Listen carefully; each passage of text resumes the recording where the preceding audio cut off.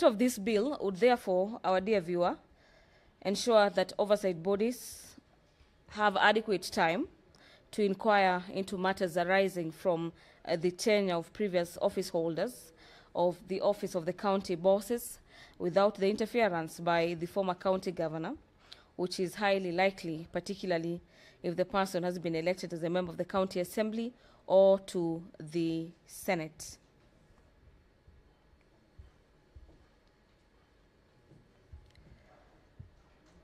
The sponsor of this bill also argues that voters would have a reference point in making an informed choice on the candidate's suitability for another elective office, since all accountability processes would have been completed. This is in the event that this bill is passed and assented to and becomes law, and hence bars county bosses from vying for elective positions for 5 years after leaving office.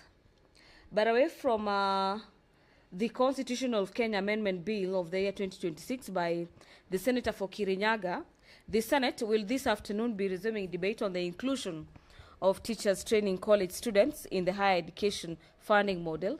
And this is a motion by the Senator for Murang'a County, Senator John Nyoto. This debate took center stage during yesterday's sitting of the Senate,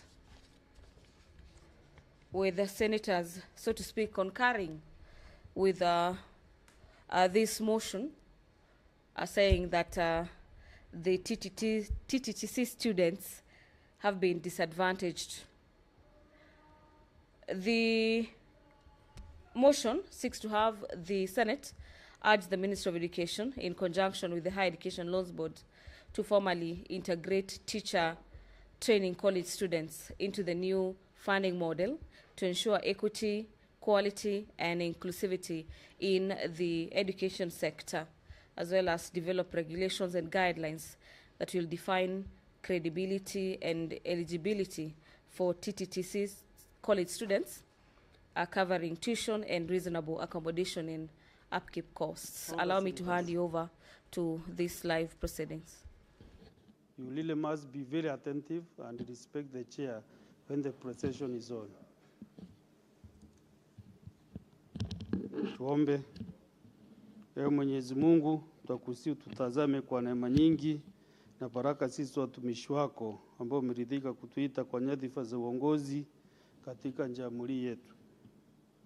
Twakuomba utujalie tuyatende na kufikiria mambo yote yatakayofikishwa mbele yetu kwa njia ya haki na uaminifu, ili kustawisha amani, ufanisi na heri ya nchi yetu na wale ambao haja zao umezikabidhi mikononi mwetu. Amina.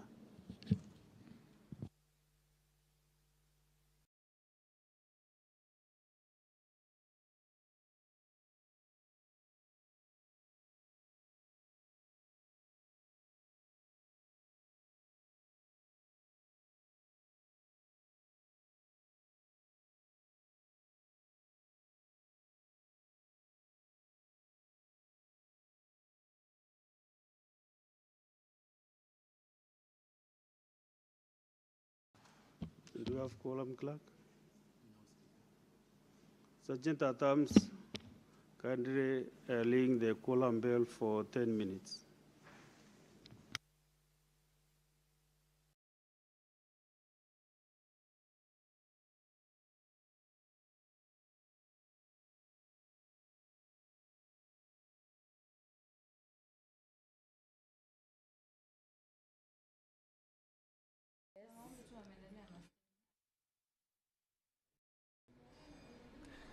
At exactly 5 minutes past the appointed time for the House sitting on Thursday afternoon, the business of the Senate has begun, with the Deputy Speaker of the House, Honorable Kathuri Murungi, presiding over the business of the Senate this afternoon.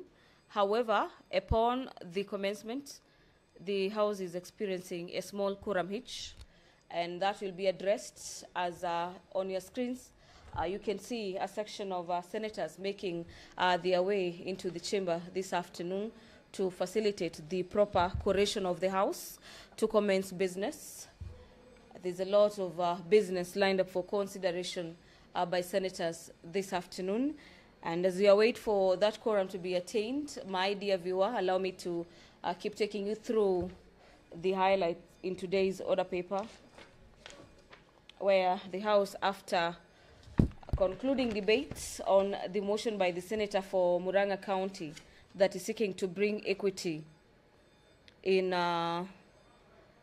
education funding by ensuring that teachers training college students are incorporated into the higher education funding model.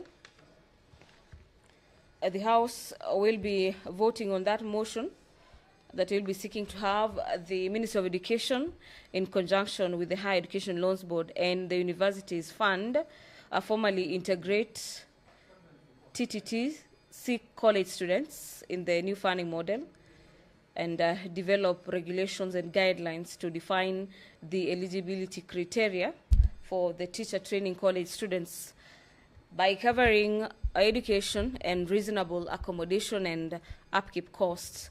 The Culture Bill, a bill originating from the National Assembly, Bill number 12 of the year 2024 by the Senate leader of the majority party, is also lined up for resumption of debate and subsequently division upon the conclusion of the time allocated for debate. And so is the Public Audit Amendment Bill, Bill number 4 of the year 2024, that seeks to streamline issues of the audit processes, and the Health Amendment Bill, Bill number 12 of the year 2025 by Senator Okongo Mugeni.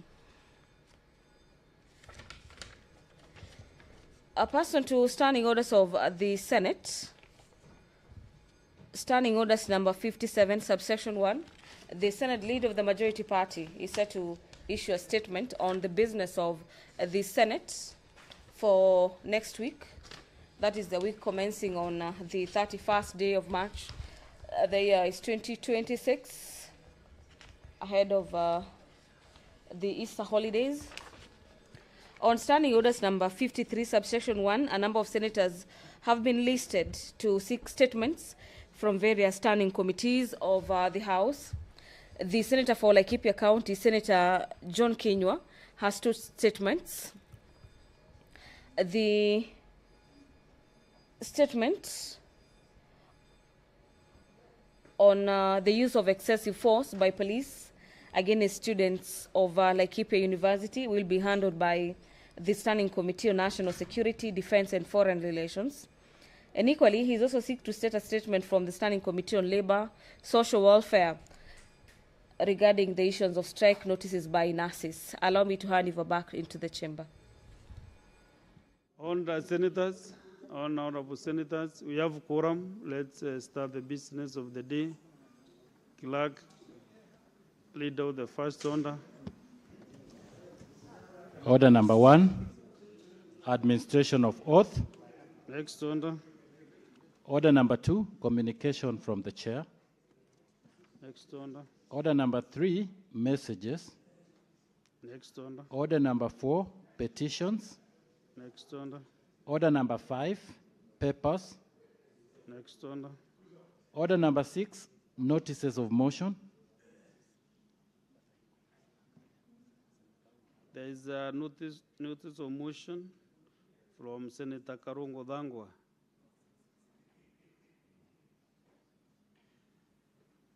Is he in the House? Okay, then we defer that business. Next order.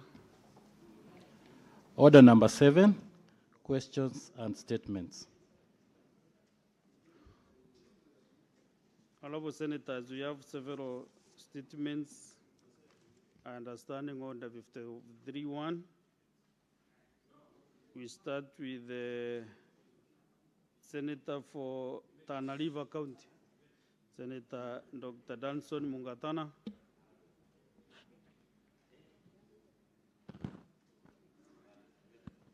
Senator Modi, I can see you are preparing yourself. Is it the statement from Senator for Tana River that you want to give? Senator for Nyandarua County, Senator John Medu.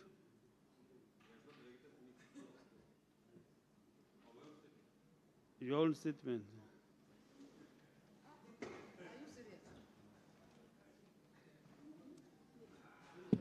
Thank you very much, Mr. Speaker, sir. A request for a statement on the implementation, county coverage, and sustainability of the National Youth Opportunity Towards Advancement (NYOTA) project. Is this statement that you brought, Senator Matinga, that is not loud? Mr. Speaker, sir, I rise pursuant to Standing Order 53-1 to seek a statement from the Standing Committee on Labour and Social Welfare on a matter of national concern regarding the implementation, county coverage, sustainability, and policy framework on the National Youth Opportunity Towards Advancement (NYOTA) project. Mr. Speaker, sir, the NYOTA project aims to enhance employment opportunities, foster enterprise development, advance skills, and promote economic inclusion for the youth in Kenya. In light of the significant levels of youth unemployment throughout the nation, it is essential for the Senate to be informed about the degree of implementation of the project across the counties, the criteria employed in its rollout, the long-term sustainability of the project, and the policy framework that governs its execution. In the statement, the committee should address the following. Number one, the current status of implementation of the project, including the components under implementation, the institutions responsible, and the number of beneficiaries reached so far. Number two, the counties in which the project has so far been implemented, the basis used in the selecting and sequencing of those counties, and the status of the rollout in the 47 counties. Number three, the measures put in place to ensure equitable access to the project by the youth in rural, marginalized, and undeserved areas, including young women and persons with disabilities. Number four, the legal framework on which the NYOTA project is based, including plans for its continuity, scale-up, and alignment with the national youth empowerment and employment strategies. Number five, the sustainability measure put in place to ensure that the benefits of the project are not short-lived, including post-training support, access to finance, mentorship, market linkages, enterprise incubation, and monitoring of outcomes. Number six, the budgetary allocations and sources of funding for the project and the measures being undertaken to secure its continuity and sustainability beyond donor or time-bound program support. Number seven, the accountability, monitoring, and evaluation mechanisms in place to assess the effectiveness, impact, and value for money for the project in improving youth employment, enterprise growth, and economic empowerment. Senator John Medhu, Senator for Nyandarua. Thank you. The statement I first learned, I requested to be learned by the first statement by Senator Mgatana is defunct. Next we have Senator Minda Kibwana. That statement is also defunct. Senator for Laikipia County, Senator John Kinyua. You have two statements. You can lean them.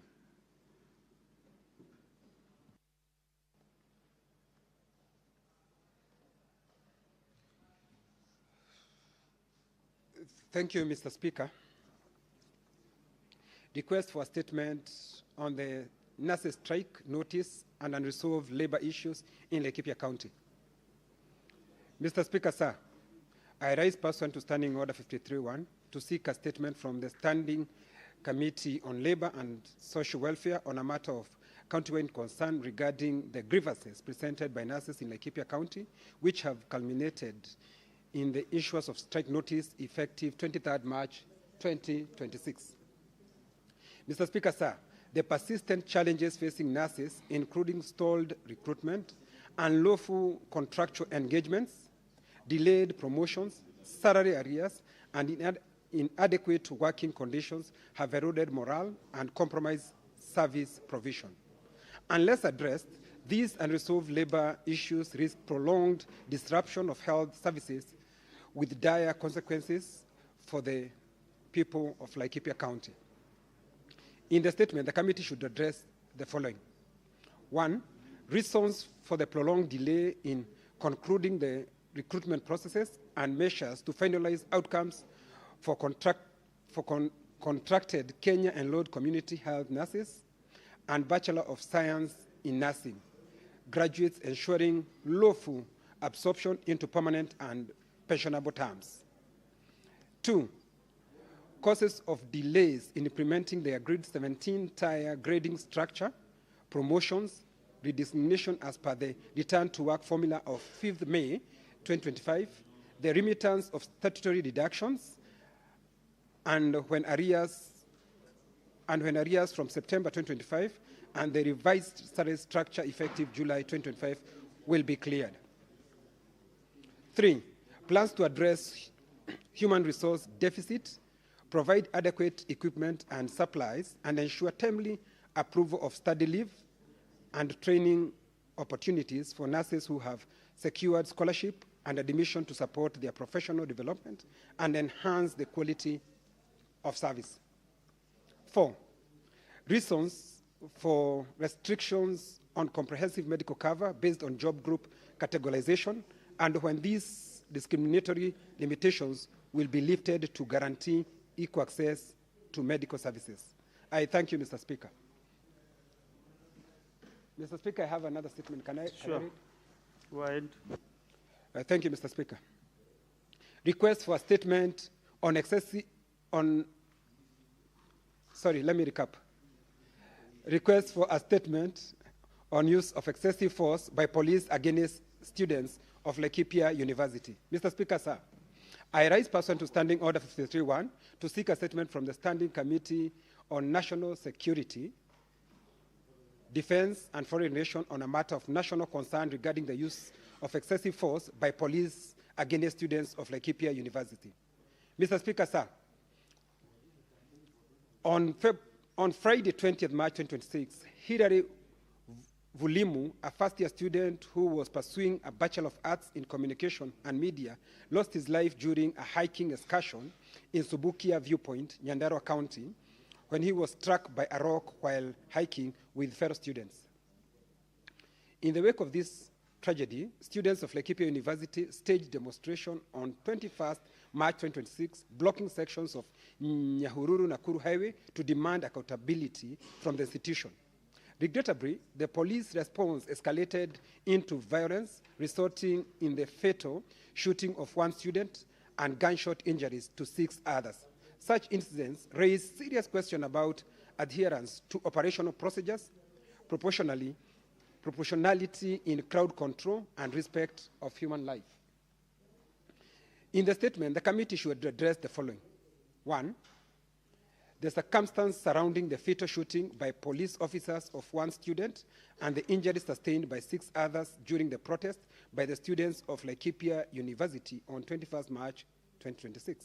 2, whether the establishment rules governing crowd controls and use of force were followed when responding to the blockage of Nyahururu-Nakuru Highway by students, and, if not, outline the disciplinary measures taken against culpable officers. 3, measures in place to ensure that the family of the deceased students and other victims receive justice, support, and compensation. 4, steps taken by police to prevent recurrence of such incidents, including reforms in handling student protests and ensuring that arrests and dispersal are conducted without loss of life. I thank you, Mr. Speaker. Very well, the technical bench, our technical team should improve on the sound system. Yes, Senator Sigei. Similarly, as you inquires to the improvement on the sound system, Now it's This better. gadget is also not updated. You know, we decided to go wireless, or rather paperless, but unfortunately, Mr. Speaker, the order paper that I have in my gadget is reading 25th. And from the clerk's desk, they don't have any printout. So I am in yesterday's session, Mr. Speaker. So you also might need to now give out also for the directive to that effect, so that we are all up to date in what we are doing. Very well, Senator Chalgay. What is it? Mr. Speaker, yesterday we raised under Article 118 and standing order number 1. We had similar problems, and your colleague Speaker, Speaker Maina, gave the directions on the usage of these gadgets because they have become inefficient. We are going back to pre-colonial era, pre-industrial era, before technology came in, and we raised these issues even of disruption of the sound system, the TV screens, the live coverage, and also the usage of these gadgets that does not have even interface. And Mr. Speaker, we had even gone ahead in the evening, if you check the answer, to request that an internal IT audit should be done on these machines when we go for recess, so that we can check the efficiency. Because up to now, even if you open, Mr. Speaker, by the time you get a document in this gadget, it is like a husband hiding a pin from the wife, Mr. Speaker. By the time you get, you will never be accessible, Mr. Speaker. So can you pronounce yourself? Let the commission put on, return the iPads, Mr. Speaker. We come back after good Easter holidays. We get the latest iPads. And I know the expert, Senator Otsosi, was will. This, Mr. Speaker, Senator Otsosi is even an expert, and he was willing to volunteer for free in terms of assisting this House to build. And Mr. Speaker, Senator Wamatinga, Senator Joyce should be held accountable for this inefficiency that we are experiencing on the House, Mr. Speaker. And I know Senator Joyce has really worked hard. It is that Senator Wamatinga... Under Senator Chalgay, I'm happy that you have really mentioned that my colleague, the chair, was here yesterday, give some direction. And we stand by that direction. Personally, I raised the matter that I could not hear Senator Kenya very well because he was training to give his statement. But if there was some direction that was given by the chair yesterday, then yesterday evening, then we shouldn't go by that.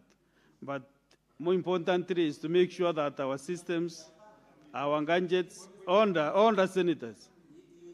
What? Oh, Senator Chalgay, do you think I cannot be able to see what you are saying? More importantly, as the chair on this session, is that the senators should be facilitated to get all the documents that have been approved on the system, on the gadget. They should, senators are here to transact the business. So, and very important business for Kenyans. So let the technical team work on the gadgets and make sure that the under paper and any other information that the senators under Senator Meto. When I'm giving guidance to this House, you know you have been here for almost now 4 years. And definitely you know what you should be doing when the chair is giving direction to the House. Can you be stable on your mind so that we can be able to transact the business? So let's go to the next statement.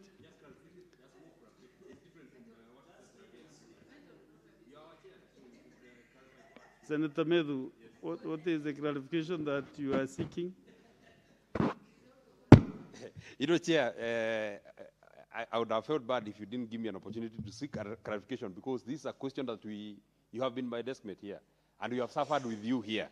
Even before this matter is addressed, as Senator Chalgay has mentioned, there is something that I would want your immediate intervention, especially on this particular gadget, because we were struggling with you here.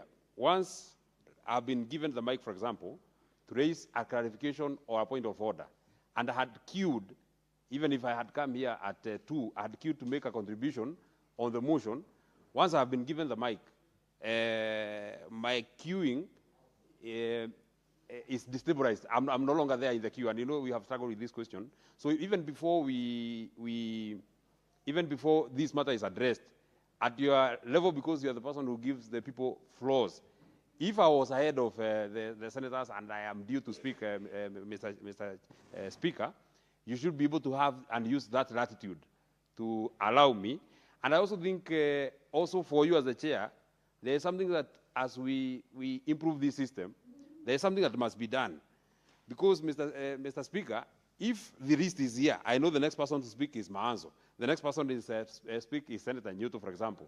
Then, Mr. Speaker, it becomes very difficult for you to say that I cannot catch your eye, and I'm here, I'm the next person, so I know that it does not give you the latitude as the chair of the session to say that it is so and so to speak, so and so to speak. But the clarification that I was seeking and the support that I wanted, Speaker, please allow me to, you be the Speaker. Can you conclude your issue? That, yes, don't listen to any other senators. You know, I'm just surprised that it is your colleague Speaker that is disrupting me. You know, if it was Wamatinga, is another issue. Mr. Speaker, I wanted to say that once I've been given a floor, like, for example, to seek that clarification or to raise a point of order, it should not disrupt the queue that was there for me to make a contribution, either on a motion or on a bill.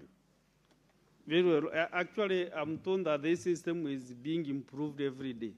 So the issues you are raised are being recorded. They're on record.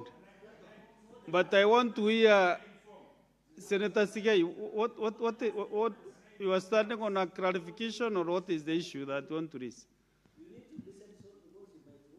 Yes, I wanted to inform Senator Methu, Mr. Speaker, that notwithstanding the queue that is in the gadget, which queue you are able to see from your end as well as a member, it is upon the Speaker to pick from that pool who to allow to speak.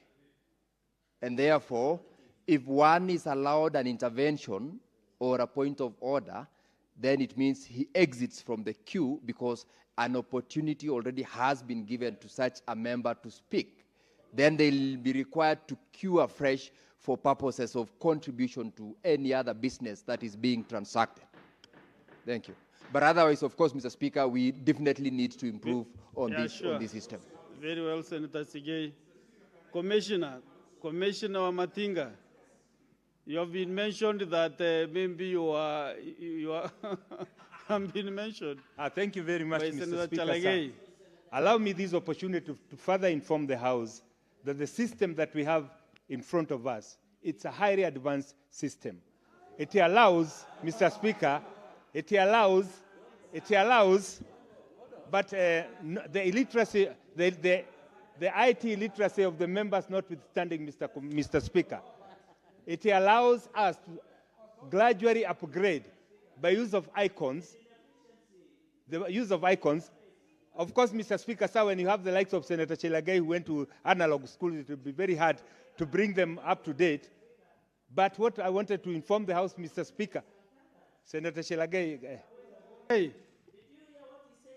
No, wait for the commissioner to finish.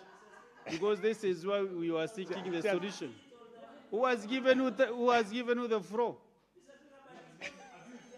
Have you a seat? Can you sit down? Senator Chalagay, you know I have a lot of respect on you as my good friend. Yes. And as a good friend, just sit down. Just wait, let me hear Mr. what Speaker. you are saying. Can you have your seat, please, kindly? Assume your seat, Senator Chalagay.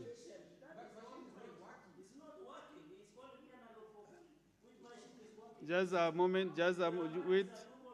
Senator Chalagay. Can you conclude? Thank you very much, Mr. Speaker, sir. As a software engineer, and that Senator Ososi can testify to this, a system must be adaptable moving forward. What we need to do, these are software, Mr. Speaker, we can be able to upgrade as we move ahead, including the queue, including the intervention. And Mr. Speaker, you must not have a button for everything. It allows creation of icons But of course, Mr. Speaker, we need also to take time and train the senators on how to use this system. Thank you, Mr. Speaker. Okay. No, honorable senators, what I have really categorically said is that we really need this system to be improved. While I'm here as a chair,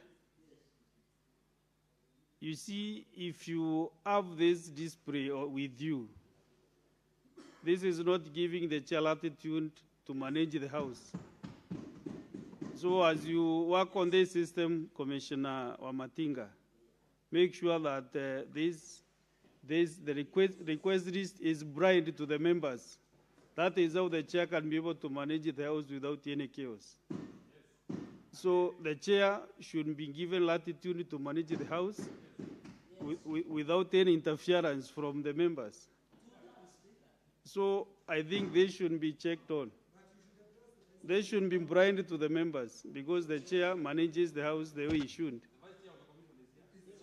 So let us go to the next statement by Senator Alexander Mundigi.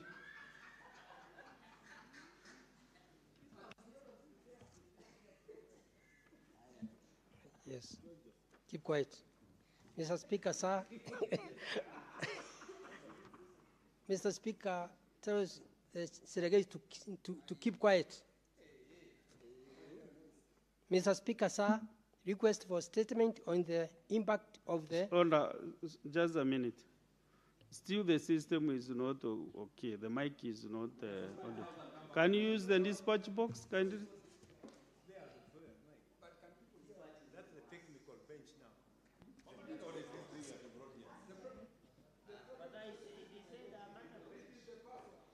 Mr. Speaker, sir. Mr. Speaker, sir, request... Mr. Speaker, sir, request for statement on the impact of the conflict in the Middle East on the supply, pricing, and stability of petroleum product in Kenya.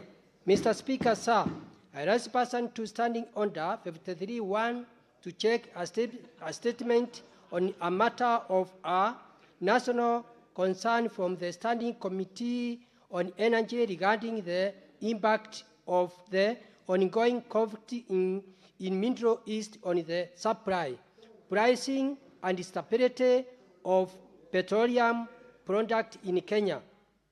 In the statement, the committee should address the following: the impact of the ongoing conflict in the Middle East on the importation, availability, and availability of supply of petroleum product in Kenya, the effect of the conflict on the pricing of petroleum product, including the anticipated impact on pump price, electricity cost, transport cost, and the cost of living generally. 3, the measure in place to cohesion consumer and the economy against possible supply distortion and price volatility arising from the conflict. Mr. Speaker, sir, Alexander Munyimondigi, Senator. I have second statement.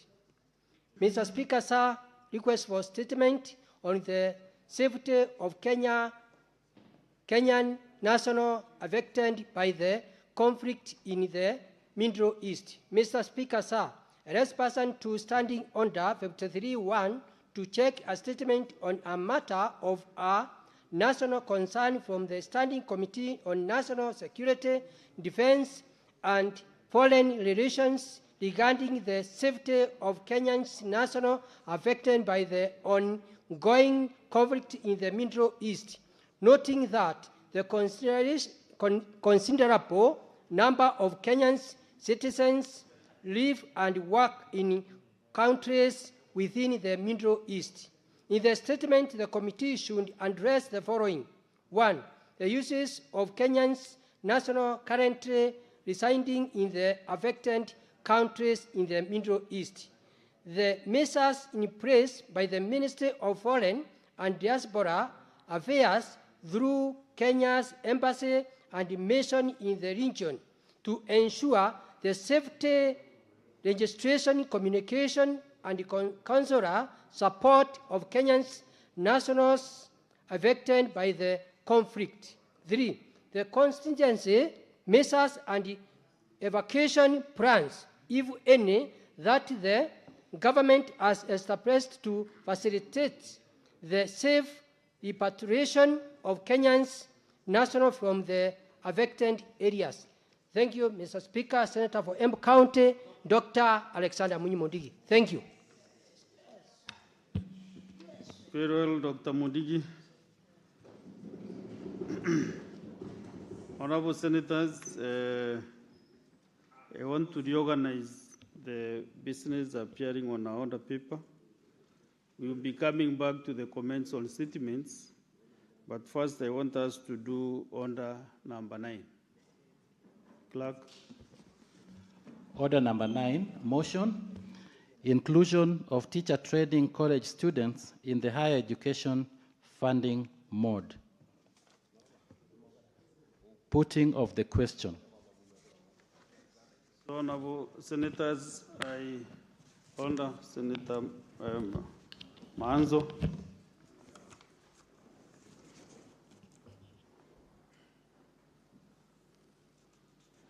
Honorable Senators, I want to put the question that aware that the Constitution of Kenya and Article 43(1)(f) guarantees every citizen the right to education, and Article 53(1)(b), Subarticle 1(b) provides that basic education is free and compulsory. Further, aware that the government of Kenya runs the new education funding NHEF model in 2023, primarily targeting university and tertiary and vocational education and training, TVET. Students, leaving a significant gap in the financial support for students in diploma and certificate teacher training colleges, TTCs. Concerned that students enrolled in public teacher training colleges are discriminated against and not expressly and fully provided for under the prevailing education financing framework, thereby limiting or excluding the access to structured government support for tuition and accommodation. Cognizant that the transition to the competency-based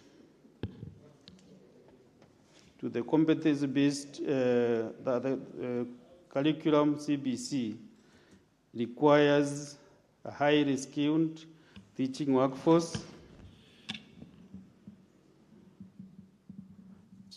and that the financial burden on teacher trainees, many of whom come from marginalized backgrounds, threatens the sustainability of the teacher supply chain. Now, therefore, the Senate urges the Ministry of Education, in conjunction with the Higher Education Loans Board, HELB, and the Universities Fund UF21, formally integrate teaching college students with the new funding model to ensure equity, quality, and inclusivity in the education sector, and it develops the regulations and guidelines to define the eligibility criteria for teacher training college students, covering tuition and reasonable accommodation and upkeep costs. Will as many as of that opinion say aye? Aye. Will as many as of contrary opinion say nay? The ayes have it.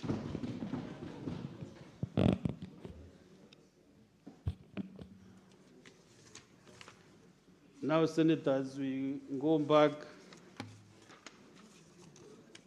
to a session of 20 minutes on the comments on statements.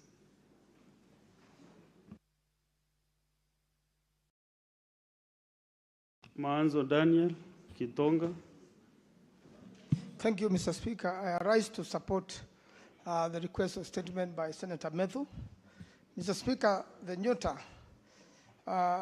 story is clearly meant to assist Kenyans, and this is money borrowed from World Bank, which should be used for startups of a certain level of a Kenyan, and especially young people, Mr. Speaker. We are familiar with the similar other initiatives in the past, and especially in the Kibaki regime, where there was youth fund, and it is still there, Mr. Speaker. And again, be aware that also that these monies will be refunded at certain days. I really take issues on how the monies were distributed or became politicized in a way that even in certain places where these monies will be distributed, the young people were to wear colors of a certain party. And I think when it comes to a duty of the nation, then everybody should be free. That meant whoever doesn't want to support that particular party or doesn't want to wear that color, then they are discriminated that particular day, and they may not want to be part of this money. The second issue is how equitable this money was distributed. And I want to pick my ward, Mavindini in Makueni County, where 51 young people were identified, and they were transported to Machakos County, where this money was now put on their phone, Mr. Speaker. And most of them, because I know them, never went home with any money. In fact, the next day they were calling people home to send them fare to go home. So what method will there be to make sure? I'm sure 20,000 shillings can start a small business and grow it to a big business. But there has to be a management and probably a way of identifying even small existing businesses, even if somebody's roasting maize on a roadside, to be developed and to be followed up by government officers, the way it used to be done with youth fund. We have a lot of officers, Mr. Speaker, in the Ministry of Trade who are even up to the sub-county level, so that these young people can be managed properly and that the money doesn't just disappear like part of Hustler Fund, and that then when we want to pay it back in future or account for it, there is no benefit which has come from it, Mr. Speaker. When small businesses start, Mr. Speaker, in my opinion, they should grow so that they can even be able to pay taxes, those particular people, and have this money refunded back to the public. Because to me, it has come out as a grant. And I've even engaged the permanent secretary and the minister in charge of this program, because I wanted really to get satisfied with answers that particular time. There weren't satisfactory answers, and I really look forward to the floor of the House when the minister comes to answer this question, accompanied by the peers, so that we can make it better for the future, Mr. Speaker, but not simply making it a campaign tool. I thank you, Mr. Speaker. I support. Honorable Senators, thank you, Senator Mazo, because I did not make my position that you should take 3 minutes, but you have used exactly 3 minutes. So any other senator getting a chance to give a comment should use the 3 minutes. Senator Joe Newton. Thank you, Mr. Speaker. I rise to support the statement by Senator John Medu on Nyota funds, Mr. Speaker. While we appreciate what this funding to youths are doing, Mr. Speaker, we must ask ourselves questions that are important. And Mr. Speaker, the first thing that we must address ourselves to is what a cost-benefit analysis would show, Mr. Speaker. Because, Mr. Speaker, youths are being gathered from about 3 counties into one particular gathering held in one county, Mr. Speaker, making the youths and sometimes who are accompanied by their parents and guardians to spend huge amounts of money on transportation. Mr. Speaker, the President has also been attending these functions where these monies are distributed and thereby incurring a lot of expenses, while, Mr. Speaker, the President actually doesn't have to attend these. So we must ask ourselves, after we do a cost-benefit analysis, I mean, is it worth to do it the way we are doing it, or can we just disburse this money to the youth? Because we are doing it through their funds. Can't we just disburse this? And especially, Mr. Speaker, I mean, having it coordinated by the CS in charge of SMEs and that kind of thing, Mr. Speaker. The other thing that we must ask ourselves is sustainability of this particular program. Because, Mr. Speaker, this is funding from World Bank. How will we continue having these funds brought to the youth? We must ask ourselves, and I like what Senator Medhu wants the Committee on Labor to do. I mean, how much more is the government willing to set aside once they deplete the funds that the World Bank has provided? And Mr. Speaker, finally about this is how do we identify the youth that benefit from this particular funding? Because, Mr. Speaker, some counties have not received this. And before my time elapses, Mr. Speaker, I also want to support the statement by the Senator for Laikipia, John Kenywa, on police brutality. Police cannot just open fire on rioting students.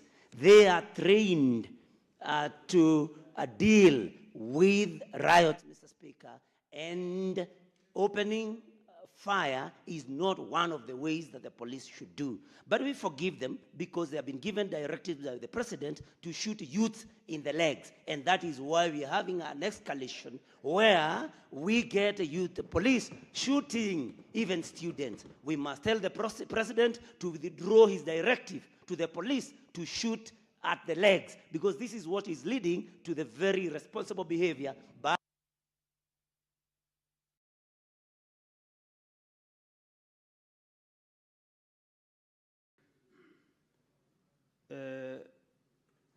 you know now that this system is on your gadgets. Senator Rekina is not present. Senator Sengo Beth, Senator Ososi Gonfrey.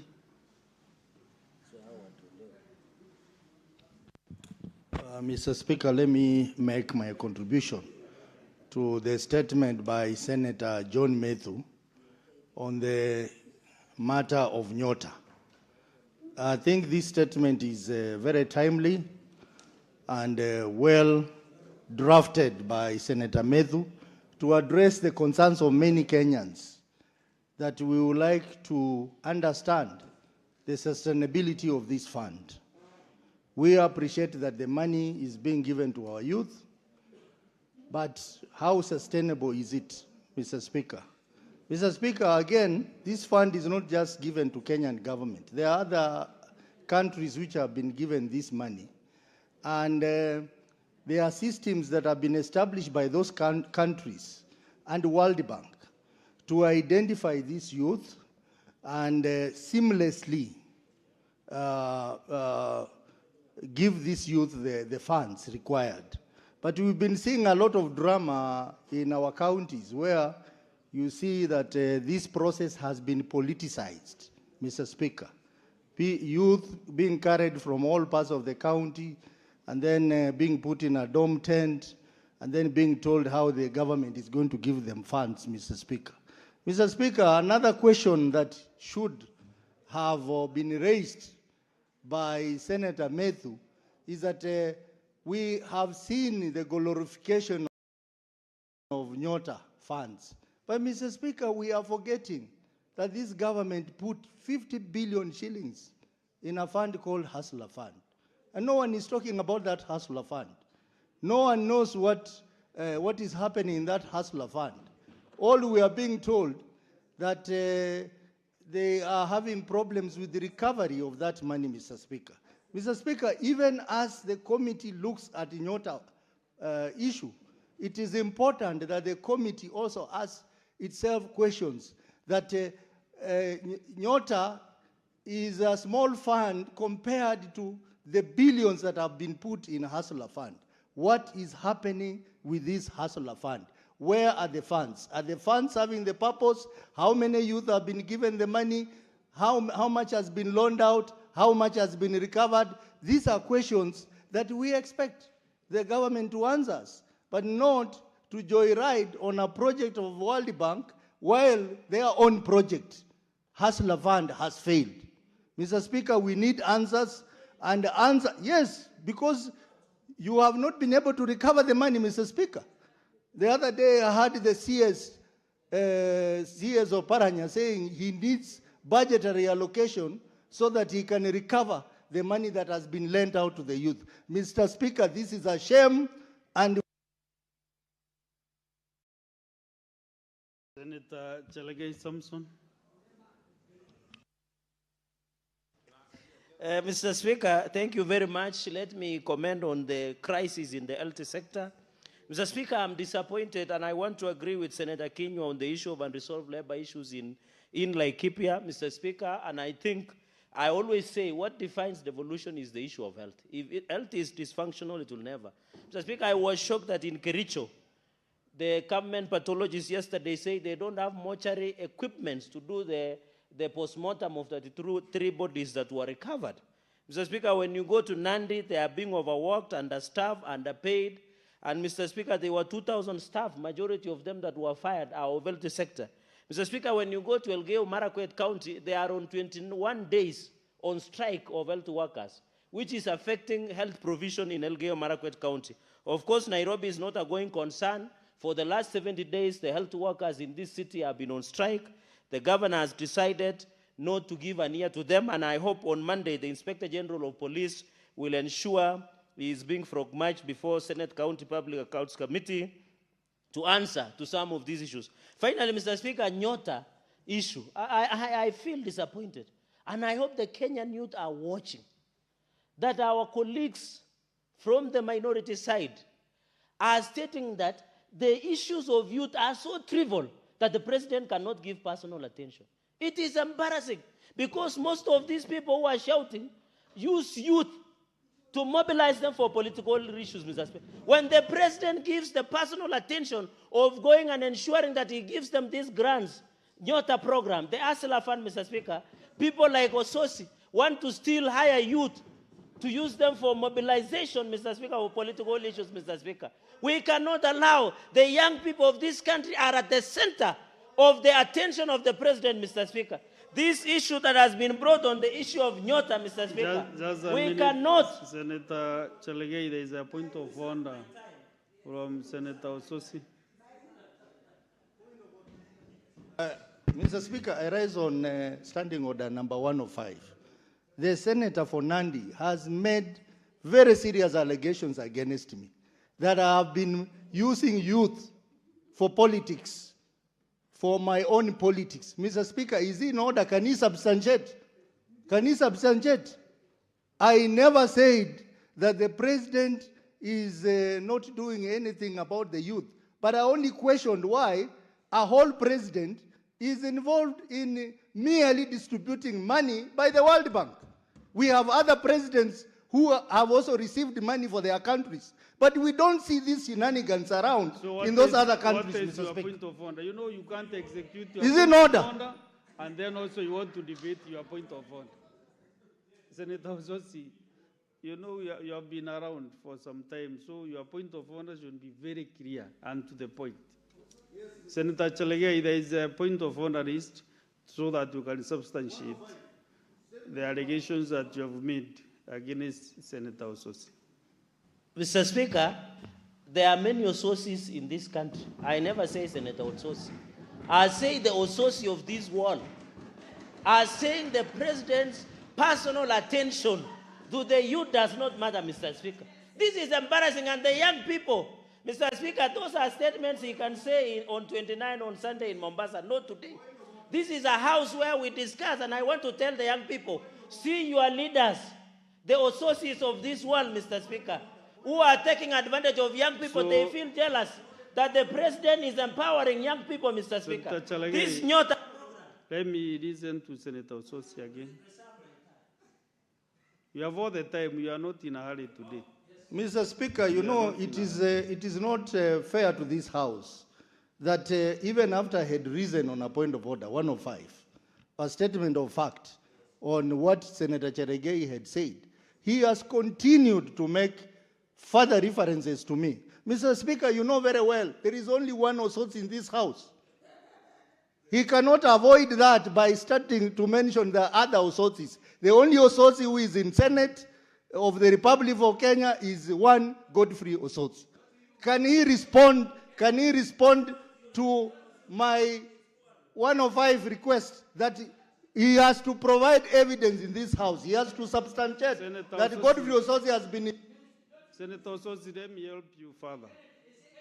Senator Chalagay. You know, after I gave Senator Ososi an opportunity to contribute or to make maybe a comment on the statement, I immediately gave you also the opportunity to make your comment on the statement. So therefore, to me as the chair, the Ososi you are referring to is Senator Ososi, not any other Ososi, because I immediately gave Senator Ososi, then I gave you the opportunity. So it's either you substantiate or withdraw and apologize so that we can make progress. I will request your guidance. Understanding Order 1016. A senator shall refer to another senator by the title senator, then the name. I said Otsosi, so I will need to be guided under context of Standing Order 1016. Actually, then you are completely out of order if you refer to Senator Ososi as Ososi. I say Ososis of this world. Senator Imin Chalagei. Yes. The next thing I'll do is to request for an answer immediately, which will be printed and brought before this House. In fact, Mr. Speaker, as I conclude my submissions, I would request that the answer be reproduced because I said sources of this world, well aware of Standing Order 1016, that says a senator shall be referred by the title senator. So maybe, Mr. Speaker, I wait. I've guided you that immediately I gave Senator Ososi the opportunity. Then I gave you the next, I gave you the mic. Just, Senator Sifuna, just a moment. So please, either substantiate or withdraw, or I will need the answer before the end of this session. Mr. Speaker, I will need guidance under Standing Order 1016. Because I say Ososi, I didn't say Senator Ososi.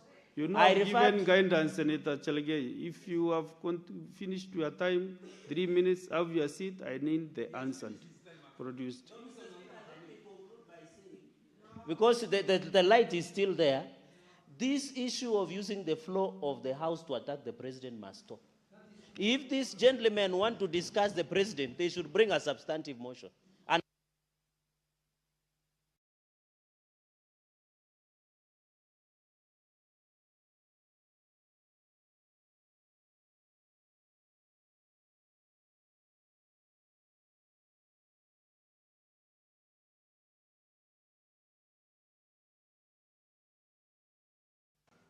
I want to give the next.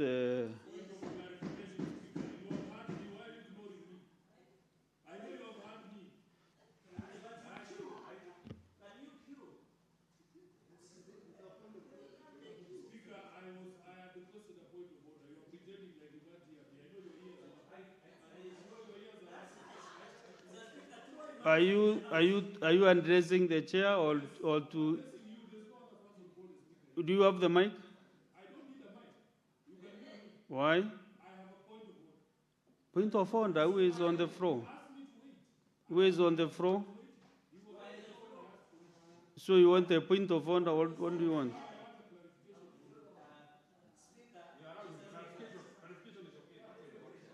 Proceed. We were all elected to this House. There's nobody who can threaten us here.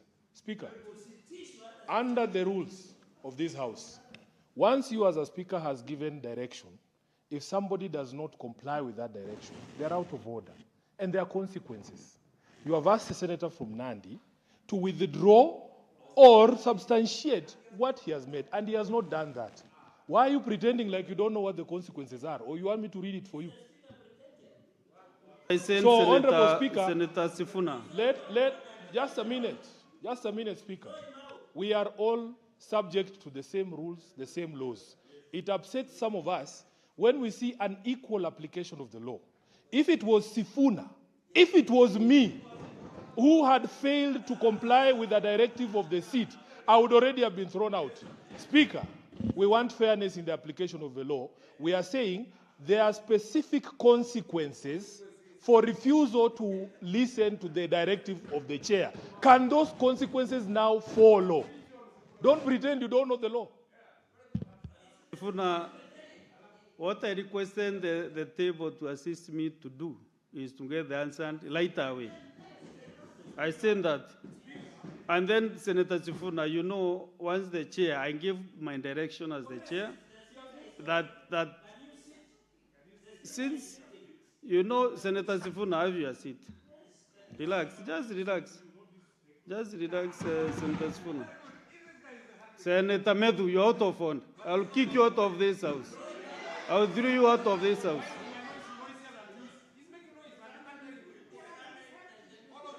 Why are you addressing me, Senator Medu? Senator Medu, Senator Chaligai, this is the final warning.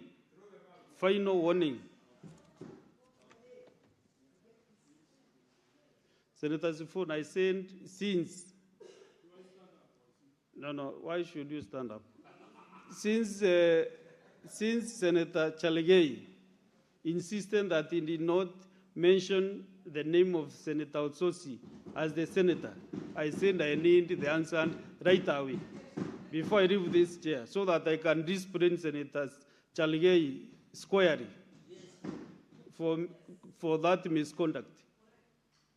I'm on his case, so just relax. Give me the next 15 minutes.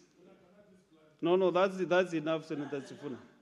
Because I've made my ruling, I need that answer right away before I leave this chair. Watch this space, Senator Sifuna. Watch this space. Senator Sifuna. Speaker. Don't be in hurry to leave today. Speaker. I want just wait for my ruling. And I will also not tolerate snide remarks from the chair. But what I am saying is this, Honorable Speaker. We are all adults here. We know when games are being played. You are asking for a Hansard when you know Senator Cherargei is playing games. There is only one Osotsi in this house. You yourself have given the direction that he spoke after Osotsi spoke. So you know there are games being played. Why do you need a Hansard? You have given a directive. Let him follow the directive.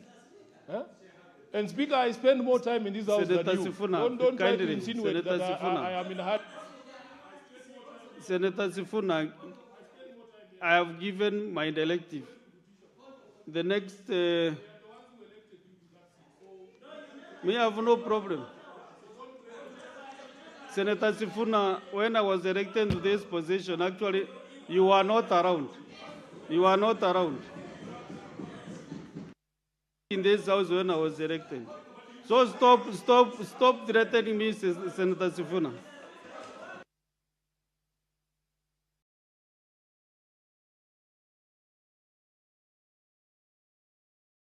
Senator Wamatinga.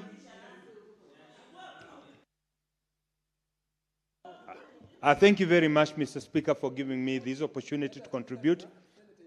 I would want also to start by contributing the statement led by Senator Kenyo from Laikipia. Indeed, the role of the nurses in this country, in any part of the world, it is so essential, Mr. Speaker, that we cannot afford to get it light.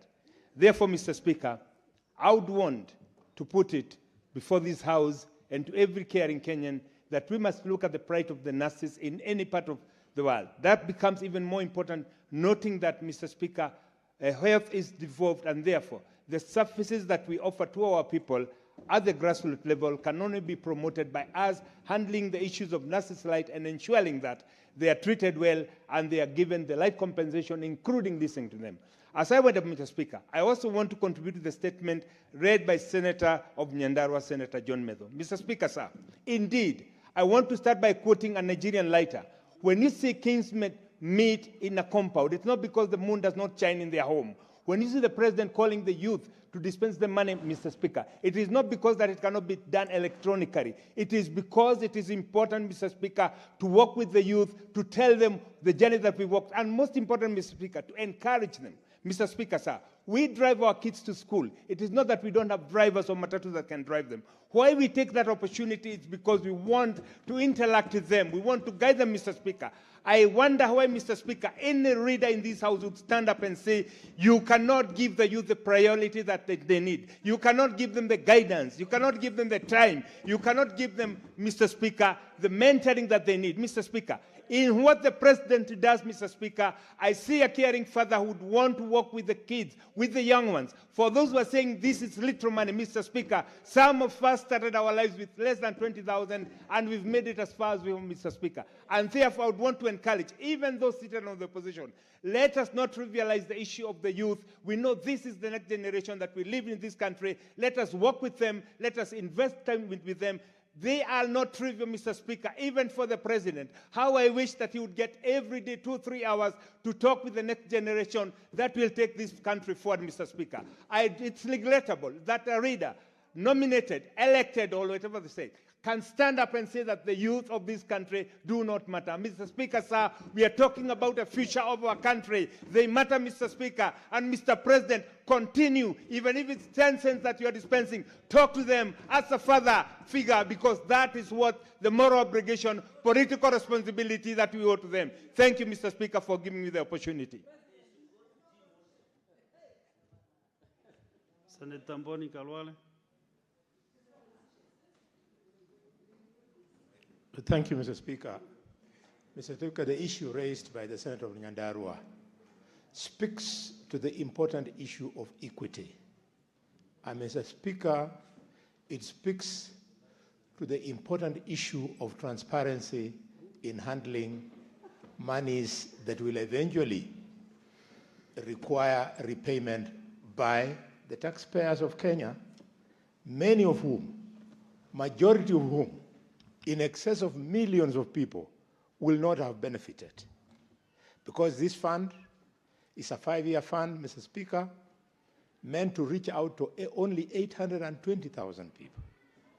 The statement should be clear whether the repayment will be with the rest of the taxpayers or just like the way we treat our university students.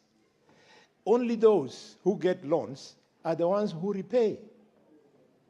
If we can apply that to university students, why don't we design it so that the children who actually receive this money, the youth, are the ones who will eventually repay from those businesses? You would not be asking for too much, Mr. Speaker. Mr. Speaker, secondly, the statement should bring out the selection criteria. The fact that the children apply online and then they are invited to come and collect the money doesn't guarantee that it is free and fair. Mr. Speaker, it's quite possible that behind the screens, we could be having people manipulating so that the people who benefit selectively, Mr. Speaker. Finally, on this point, Mr. Speaker, I want to join all those who believe that doing politics with this money is wrong. It is wrong to do politics with this money because we know, Mr. Speaker, that in some of the rallies, millions of shillings are used on that day just to bring the politicians and their escorts. Those choppers that go to those functions, they are funded by taxpayers' money. And therefore, when we say we shouldn't do politics with this, we are spot on. There is no difficulty in this money, Mr. Speaker, being transferred digitally without all this hula-baloo that we all see that have no returns. Finally, Mr. Speaker, because I don't have the time, colleagues, you'll be interested to know, if you open the website, that the money has gone to counties. And the counties, there is a specification of how much money went where. The issue of equity demands that there be an explanation why certain counties receive less money and other counties get more money. It is all here on the website. Mr. Speaker, we will insist on behalf of the people of Kenya that all Kenyan youth. Senator Mutinda.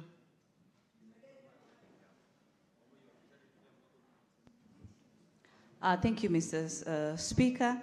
Let me start by commenting on the statement by Senator of Laikipia, Senator Kenywa, on the issue of the nurses. Mr. Speaker, I sit in the Health Committee, and I can attest that nurses in this country are doing a great job.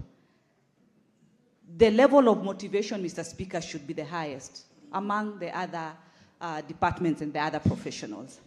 The issues that have been raised here should be immediately addressed because, Mr. Speaker, without the nurses in our health sector, then we do not have future as far as a healthy nation is concerned, Mr. Speaker.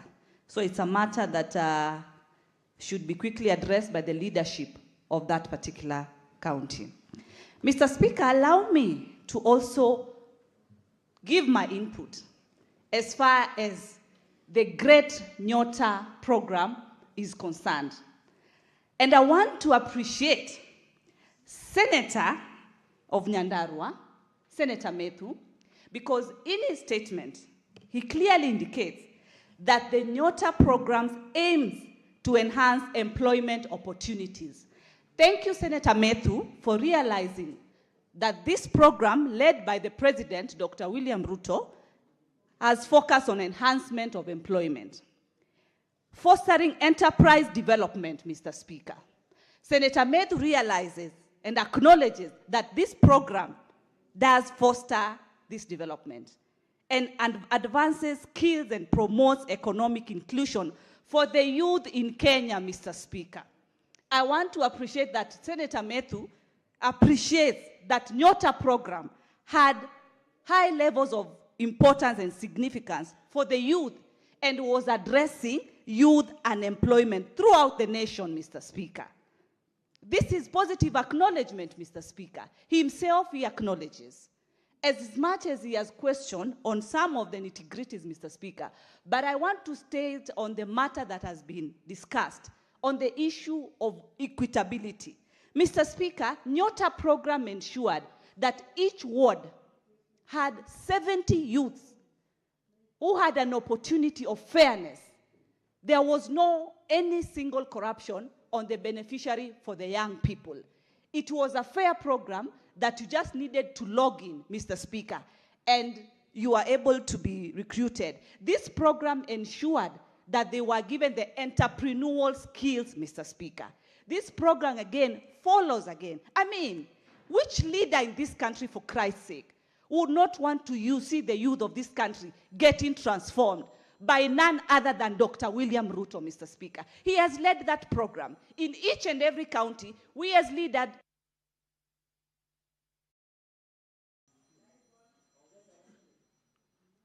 Honorable Senators, you know, we are agreed on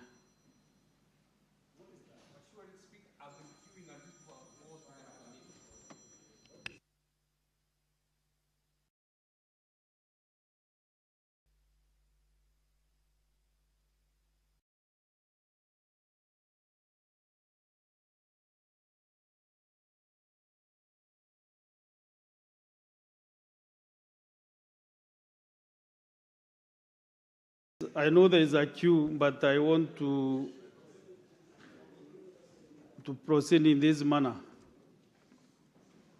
There is a statement that was to be read by Senator Aminda Kibwana, which I received a communication that Senator Mutinda can do that in less than 1 minute.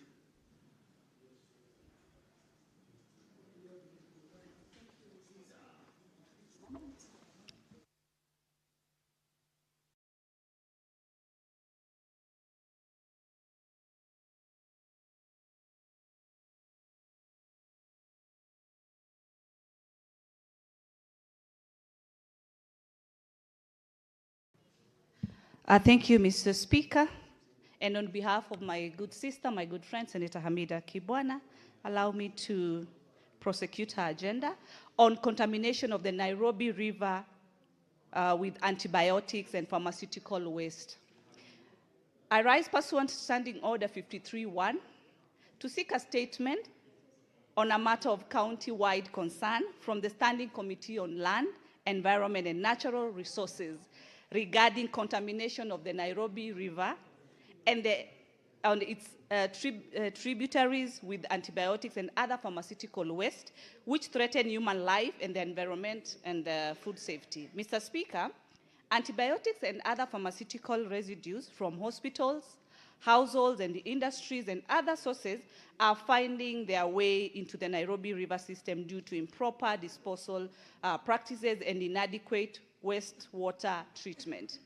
In the statement, the committee should address the following. 1, the extent of contamination of the Nairobi River and its tributaries by antibiotics and other pharmaceutical waste, including data, assessments, or surveillance reports on the presence of these contaminants in the river system. Number 2, the measures to regulate the disposal of medical and pharmaceutical waste, monitor water quality, enforce compliance with affluent and waste disposal standards, and also be able to protect communities exposed to contaminated water. Number 3, and lastly, the immediate and long-term interventions to restore the affected sections of the Nairobi River, prevent further contamination, and sensitize the public and institutions on the safe disposal of medicines and pharmaceutical waste. This is by Senator Hamida Kibwana. Thank you, Mr. Speaker. Okay, very well. Let's get the statement and standing on the 57-1, majority leader.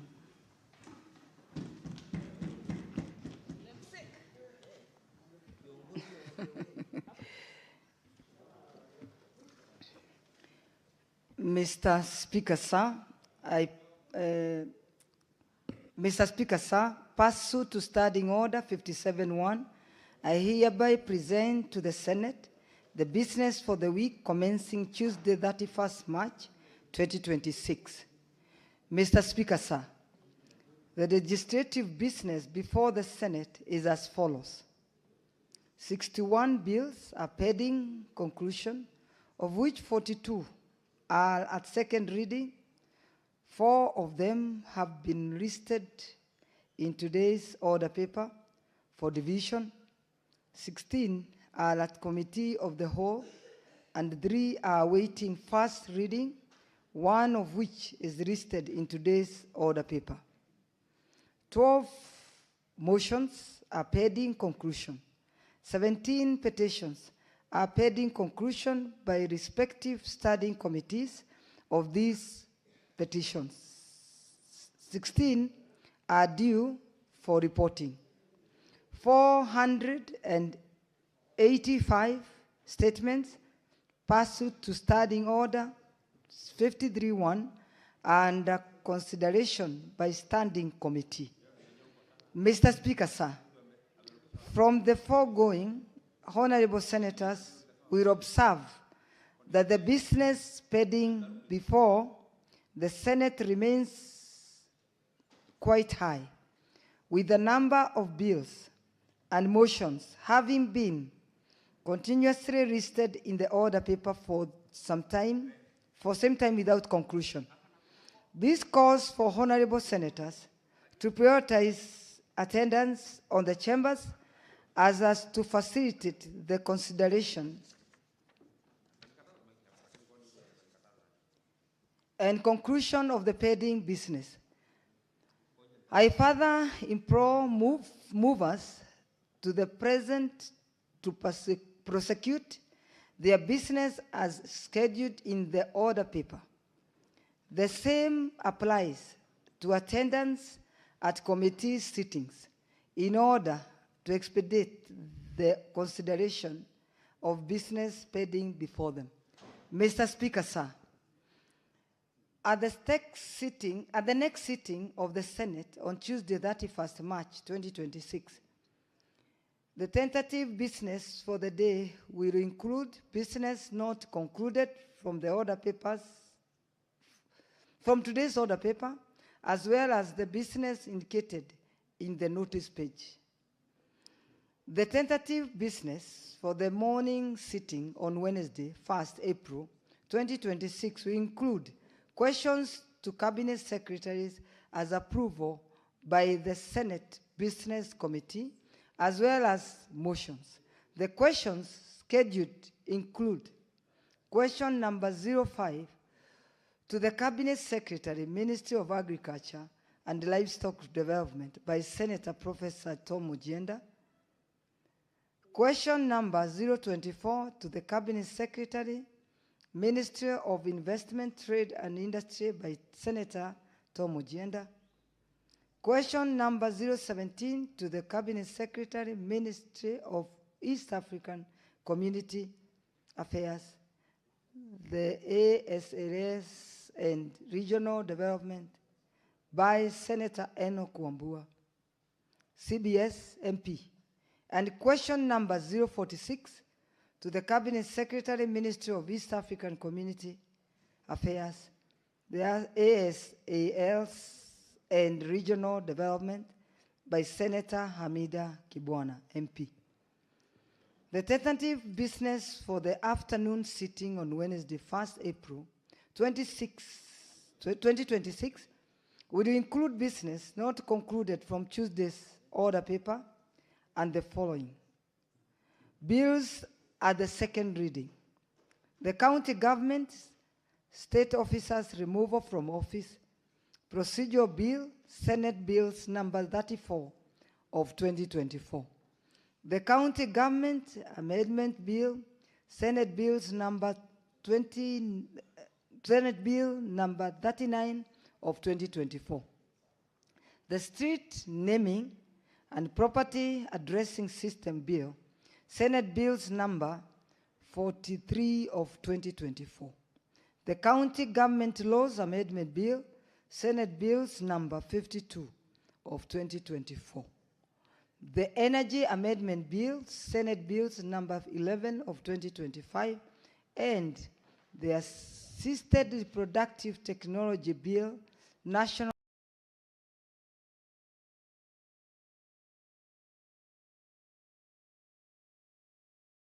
Assembly bill of 2022.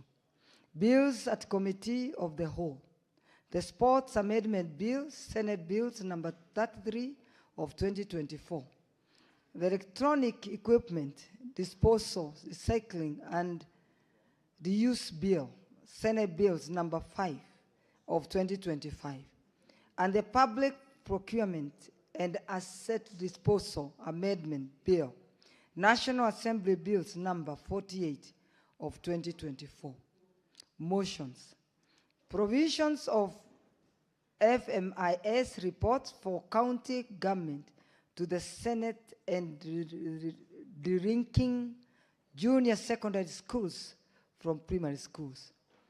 The projected business for Thursday, 2nd April 2026 will include business not concluded in the order paper for Wednesday, 1st April 2026, and any other business scheduled for the Senate Business Committee. Mr. Speaker, sir, the honorable senators will recall the Senate is scheduled to proceed on the recess at the rise of the Senate on Thursday, 2nd April 2026, in accordance with the Senate's calendar 1.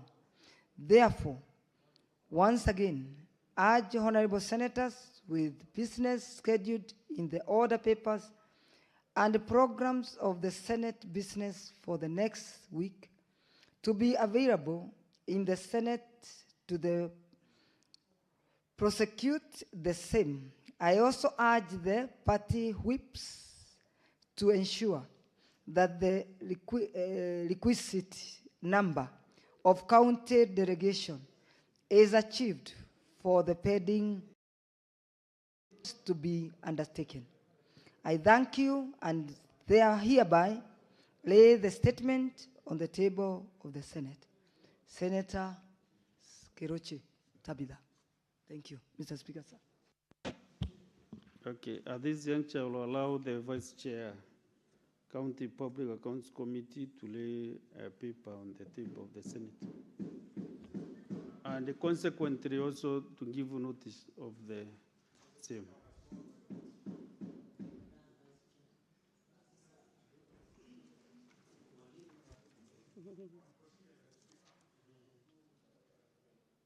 The Vice Chair, Sipak. Mr. Speaker, sir, I beg to lay the following paper on the table of the Senate today, Thursday, 26th March 2026. Volume 1 of the report of the Senate Public Accounts Committee on the consideration of the report of the Auditor General on the financial statements of the following county executives for the year ended 30th June 2025. Vihiga, Kitui, Bungoma, Embu, Nyandarua, Mandera, Laikipia, Kwale, Meru, Bomet, West Pokot, Nyeri, Trans Nzoia, Elgeyo Marakwet, Narok, Machakos. I thank you, Mr. Speaker.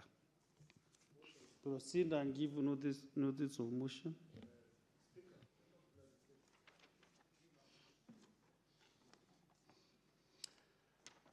Mr. Speaker, sir, I beg to give notice of the following motion, that the Senate adopts Volume 1 of the report of the Senate County Public Accounts Committee on the consideration of the reports of the Auditor General on the financial statements of the following county executives for the year ended 30th June 2025, laid on the table of the Senate on 2026. 2026. No, it is the year ended 2025. Yes, it's correct. Mr. Speaker. Yes. Actually, Speaker, it is the following executives for the year ended 30th June 2025, laid on the table of the Senate on Thursday, 26th March 2026. Vihiga, Kitui, Bungoma, Embu, Nyandarua, Mandera, Laikipia, Kwale, Meru, Bomet, West Pokot, Nyeri, Trans Nzoia, Elgeyo Marakwet, Narok, Machakos. I thank you, Mr. Speaker. Very well. Yes, Senator Ososi. Thank you, Mr. Speaker. Mr. Speaker, that is PAC tabling their papers. I just wanted to get clarification from you, because you know on 31st, we are having a very important, 31st, which is next Tuesday, the constitutional deadline for Senate to consider and examine and take appropriate action on the audit report. I am concerned because today is Thursday and we are breaking for the weekend, and my committee has processed a number of many reports, which I'm told the clerk presented it for processing, and up to now they are not ready.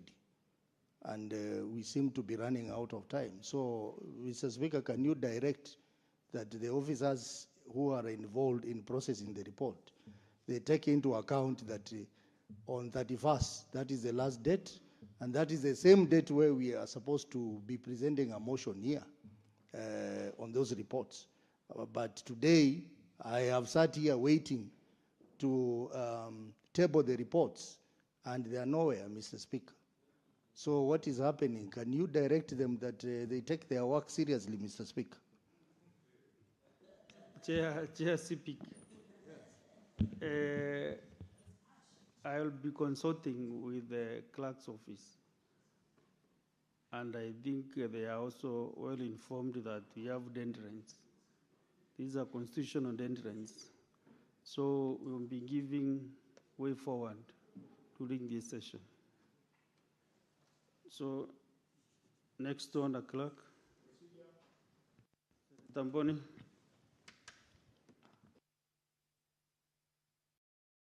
Mr. Speaker, my concern is small, even almost looking like trivial, but very important.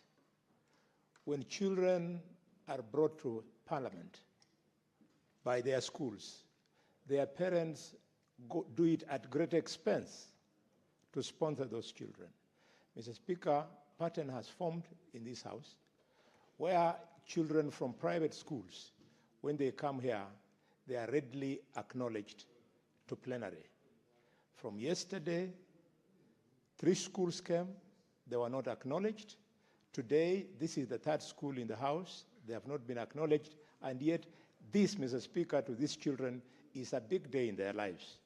Mr. Speaker, Could you clarify the criteria used to make a decision on which school will be introduced to the plenary and which one will not?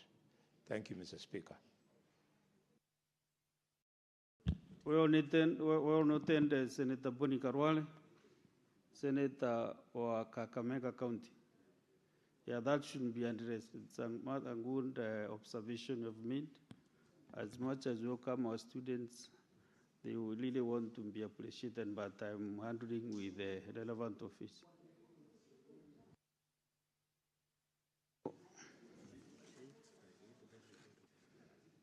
So, Honorable Senators, we go back now to order number 8. Order number 8, the Constitution of Kenya Amendment Bill, Senate Bills number 7 of 2026, first reading, a bill for an act of parliament to amend the Constitution of Kenya. Very well. So, Honorable Senators, looking at our order of business from order number 10 to order number 22,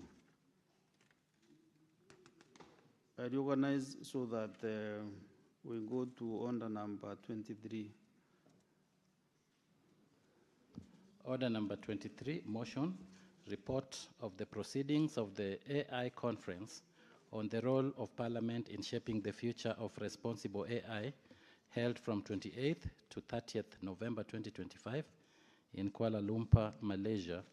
Resumption of debate interrupted on Wednesday, 25th March 2026, morning sitting.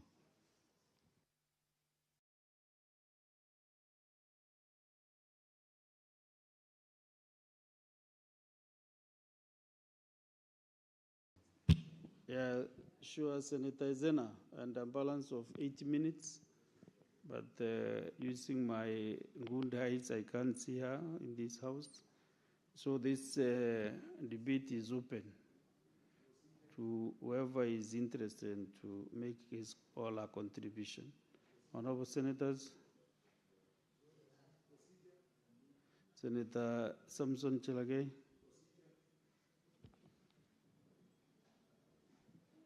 Honorable Senators, you know, when you want to catch the eyes of the Speaker, there is nothing called a procedure in our standing orders.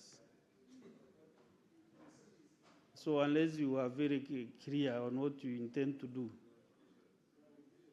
I gave Senator Mbone Karwale, said he mentioned procedure, but I gave him because of his seniority. But any other senator, Senator Chalage, you should, I mean, Senator Eddy, there is nothing known as procedure. I had given you the form, but now I want really to ask you to wait for the 80 minutes. I can see Senator Zena is back to the House, so she can utilize her 80 minutes balance. And then we'll proceed, Senator Chalage.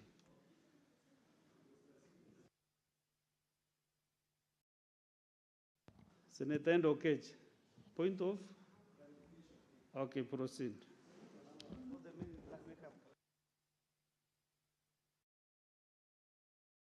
Mr. Speaker, my clarification is based on the systems that are running in the House. Mr. Speaker, perhaps you might notice that I was on the dashboard for quite some times on a point of intervention, but I could not be able to catch your eye, or at least I could not be able to catch your gadget, because maybe your gadgets are not configured to specify which intervention we are making. Maybe the gadgets are just there to... Senator Ndokech, you know the former system was better. Exactly. Because it would give the chair. Yes. So it's good you acknowledge interventions. Yes. And when senators want to speak. Yes. Interventions were very clear. And that's why I'm saying, so Speaker, this system really should be reconfigured. That I was seeking your attention on a point of intervention. In fact, I realized that when Senator Boni Alwale raised the issue that he raised, the students are actually behind you and you cannot be able to see them because maybe there is no system for you to see them. And those students will soon be leaving the House.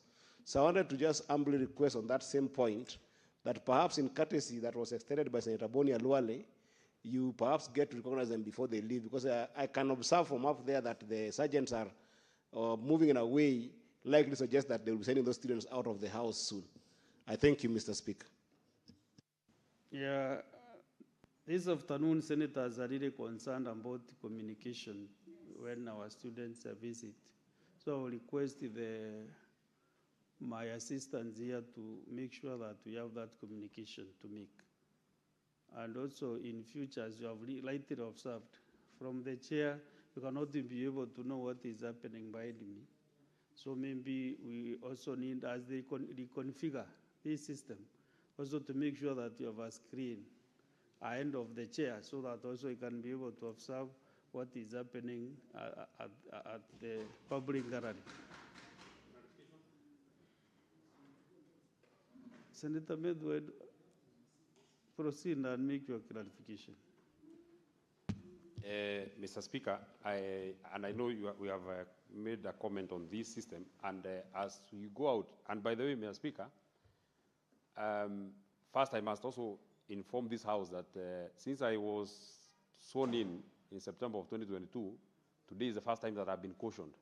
I have never been disorderly in this House, and of course I know why. But before then, Mr. Speaker, I have been very patient, even when, because we can see on this dashboard, we can see the speaking list.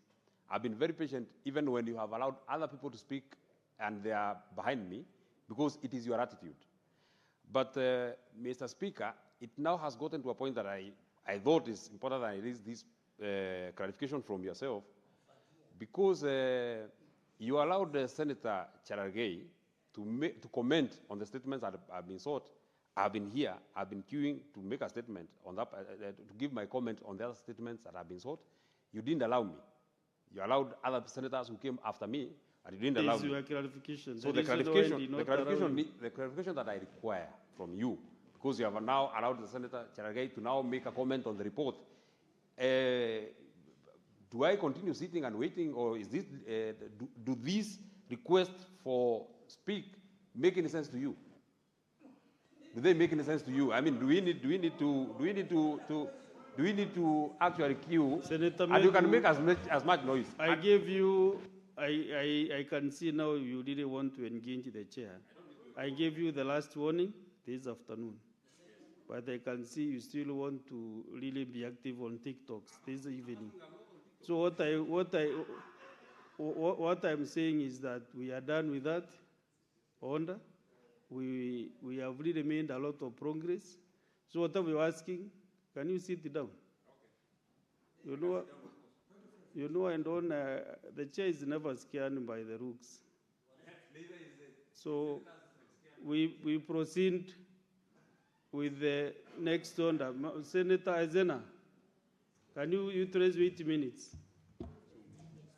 Thank you, Mr. We are Speaker. doing serious business in this House. Indeed, Mr. Speaker. Thank you, Mr. Speaker. To be uninterrupted for the next 8 minutes. You are right, Mr. Speaker.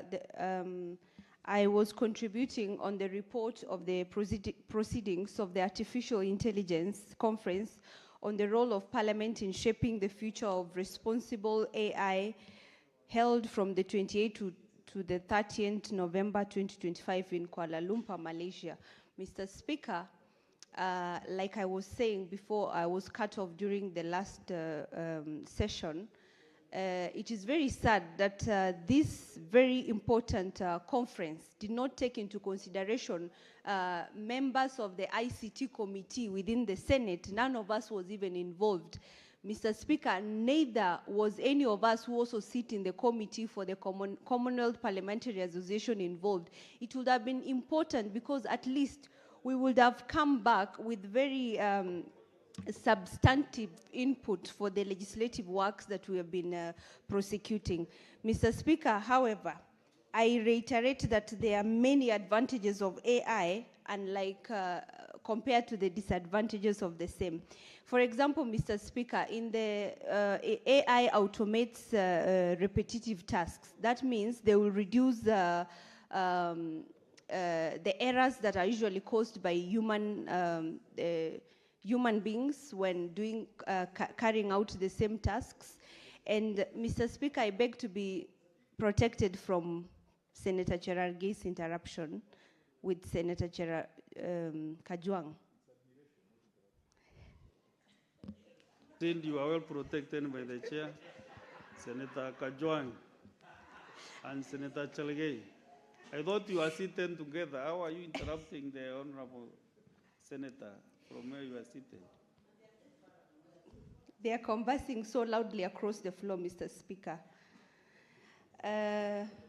Mr. Speaker, apart from the reduction in the human error, we also have the reliability of the fact that with the automotive operation of AI, we are able to have a 24-hour service in offices, for example, where you need customer care services, where we have seen also revolution in the health sector, whereby you have patients asking direct questions and then getting immediate proactive answers right there. And therefore, it also leads to a cost efficiency. Mr. Speaker, the operational cost is also reduced. When it comes to the employment sector, if a firm, for example, has to employ 20 people, AI can take care of that task in a matter of minutes.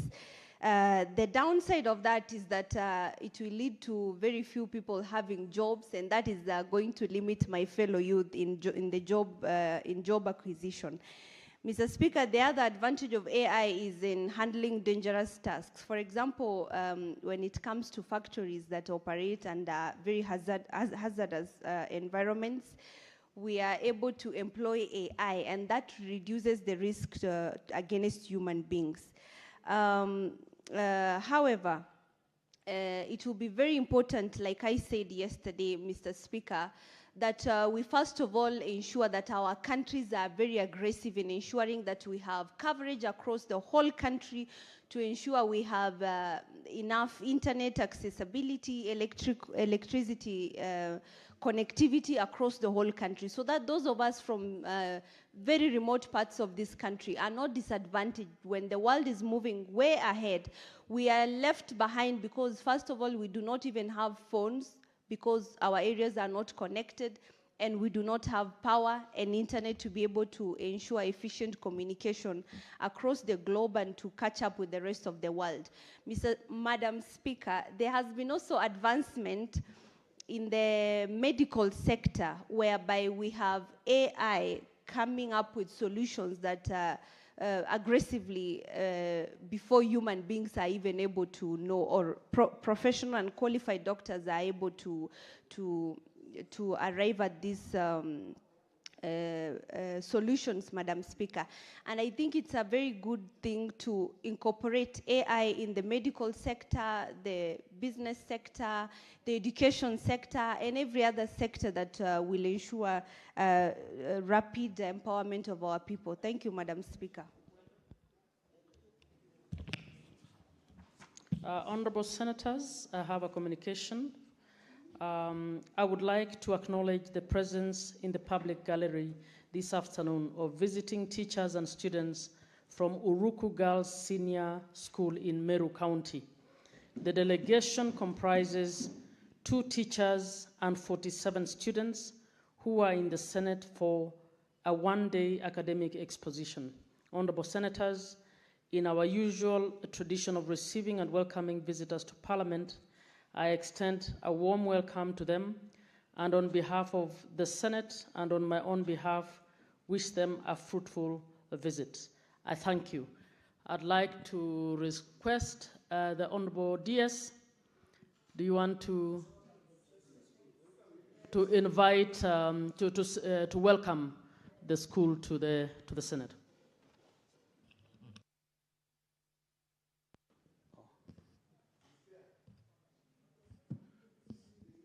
Thank you, Madam Speaker, for this opportunity to welcome the gracious ladies from Uruku Girls Secondary School in South Imenti constituency, Nkwene Ward, and Meru County. This is a school which is very, very known to me. I really served them as a member of parliament for 10 years, and we really worked in good partnership with the principal then. So I'm really grateful that they are here, Actually, I didn't know that they are on the public gallery. Only that I learned this to communication as I was chairing the session. So I want to welcome you to the Senate.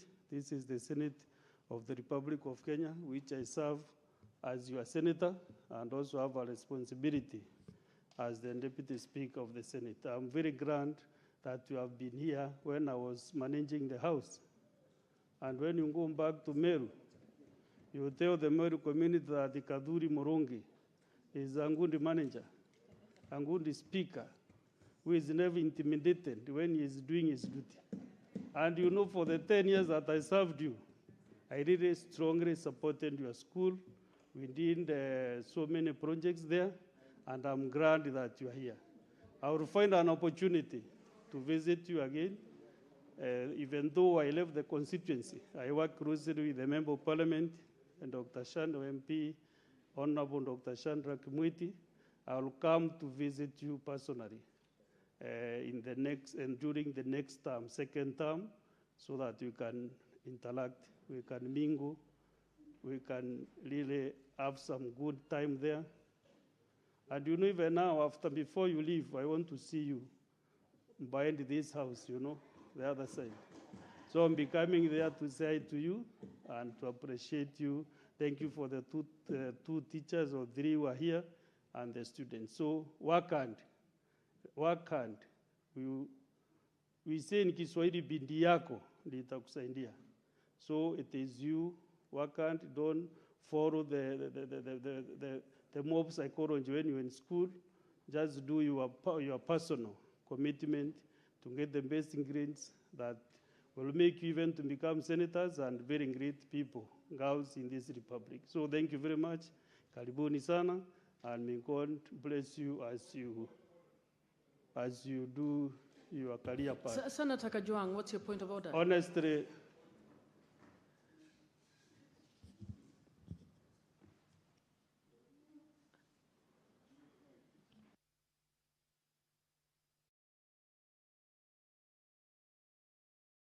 Just give him the mic.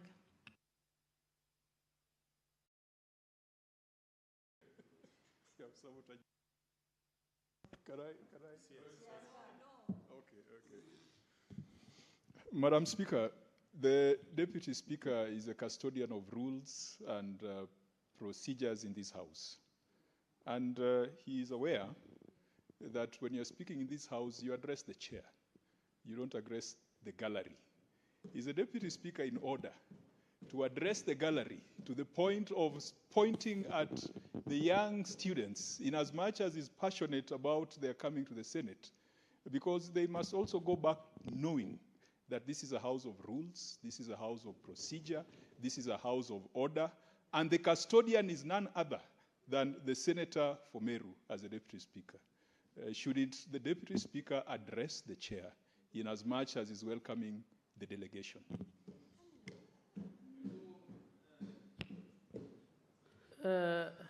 You know, Honorable Diaz, I have not given you an opportunity to speak yet. Honorable Kajwang, yes, I need to ask you to respond to the point of order. He did actually, he addressed me in the point of order that you are out of order, and I am speaking before you to come to your aid. Honorable Kajwang, there is some level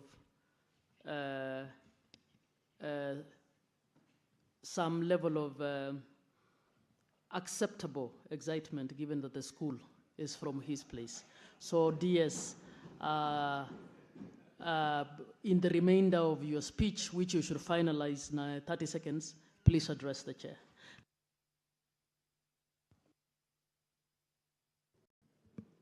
Honorable Chair, when you give me the mic, I really recognized you. And saying thank you, Honorable Speaker, for giving me the opportunity. But you know, I'm passionate with this school. So that is why I'm really looking at the eyes of these girls, because I really want them to become the best model at school. And Honorable Speaker, these girls and the teachers have not complained. And I know even when they travel back to Meru, to not be complaining in that bus or the van they are using. Because I'm passionately speaking to them and encouraging them to be the best in this country. So, Senator Kajwang, instead of even maybe seeking for time. Order, Senator Diaz, don't address Senator Kajwang. You've made your point. Finalize your address to the... Honorable Speaker, what Senator Kajwang could be seeking to do is to request even for 1 minute to still encourage these girls, instead of interrupting a very flowing message from the Senator for Meru, who is speaking Please on behalf of finalize. these You girls. are on overtime now. Can you give him 1 minute to encourage the Honorable Speaker? You may encourage the students for 1 minute. Madam Speaker, thank you. And I want to thank the Deputy Speaker for lobbying on my behalf. It has become habitual that when students come from a certain county, it's only the senator of that county that welcomes them. We must encourage the students that they belong to a country called Kenya, that students from Kirinyaga can be welcomed by the senator from Migori, and that students from Samburu can be welcomed by the senator from Kisii. That way, they go back having known who the senator for those other areas are. Nonetheless, Madam Speaker, I'd like to welcome the delegation, the young ladies, and I want to encourage them that the ladies who are sitting in this house, some of them, if you look at their photos when they were young, they were worse off than the girls that are there. And so, even them, they can shine, they can rise to become senators, they can rise to sit on the Speaker's chair, they can rise to be great leaders in this republic. But also, to remind the young ladies, Madam Speaker, that political leadership is not the only leadership available. You can be a leader in the profession, you can be a leader in church, you can be a leader in business, you can be a leader in very many facets. So let it not be taken that if you are not elected, then you are a leader. You are not a leader. So I want to encourage the delegation, I want to encourage the teachers, and also to affirm that one of the most diligent and orderly senators in this House happens to be the senator for Meru, the distinguished Deputy Speaker. And I hope that they can emulate the Speaker, that they can also emulate some of the female members of this House, Senator Sige, Senator Miraj, Senator Ezena, our mom from Machakos, our mom from Bungoma, and our big sister, Senator Veronica. Sorry, Senator Kavindu said we should not refer to her as mom, but we take her as such. She's still a Gen Z, so on behalf of the female members of the Senate, I want to welcome the delegation, the young girls from the school in Meru. Thank you. Back to order number 23, John Kenywa, you may speak. Senator John Kenywa. You are listed to contribute to the...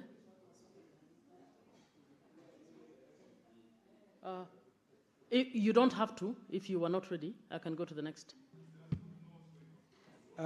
Madam Speaker, that was the concern that was raised by Senator Medho concerning me and him, that we were not given opportunity to comment on what we wanted to comment. Thank you, Madam Chair. No, I think we've now bypassed. We have now moved on to order number 23. I'm only calling those who are contributing to the motion, please.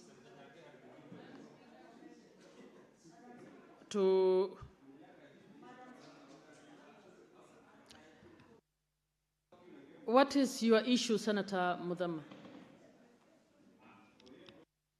And Madam Speaker, you know, some of these statements were very crucial, like the Nairobi one. It pours water into Athi River, and that water goes all the way to Thwake, which is drunk by the people of Makueni, Kitui, and everywhere else. And we really wanted to comment and to talk to it, Madam Speaker. Senator because Kavindu, NEMA please people sit. should take charge and. Sister Kavindu, Senator Kavindu, please. Now, the House is organized by the order paper. And I would like to request that senators respect that. We have already moved away from the statements. We are now on order number 23. So if you had logged in and you do not want to speak to the motion on report of the procedures of the Artificial Intelligence Conference, please just log out. Let me finish what I'm saying, please. So can all the senators who do not want to speak and had logged in to log out so that I can pick the ones who need to speak? So we have Senator Osotsi.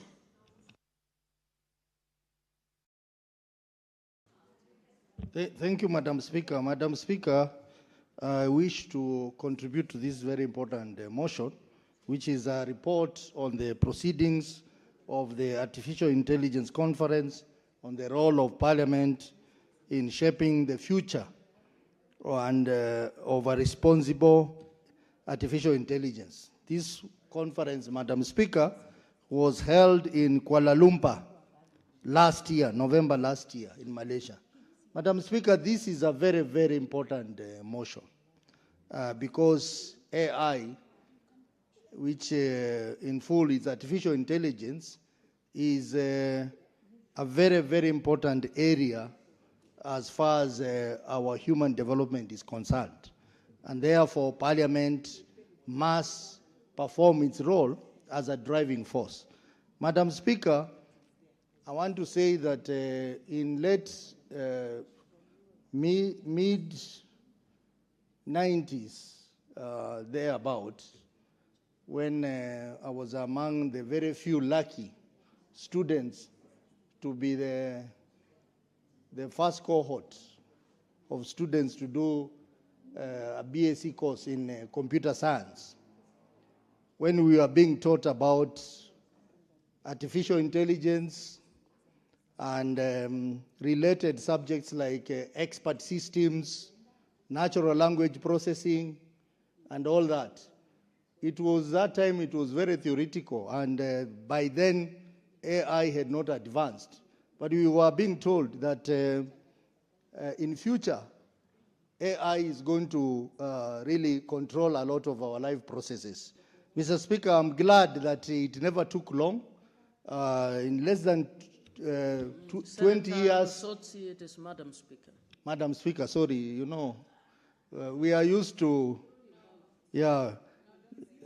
so, Madam Speaker, I really respect you a lot. So let me recognize you as Madam Speaker.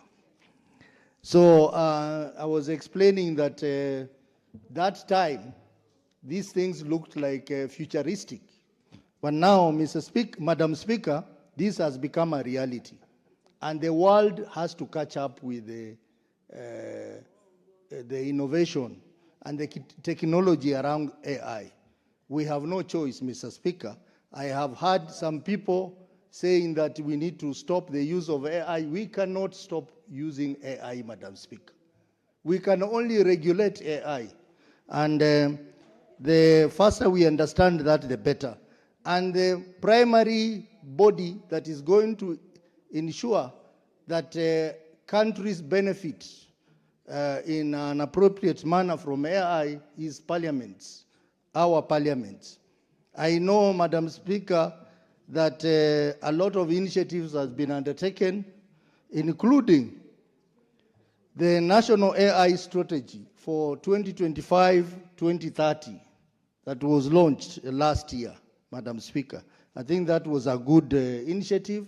What is needed is now the strategy to be implemented.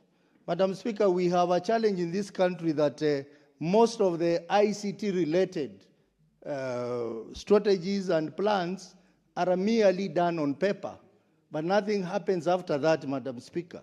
And if we dull, or if we do very little about AI in this country, AI is going to catch up with us.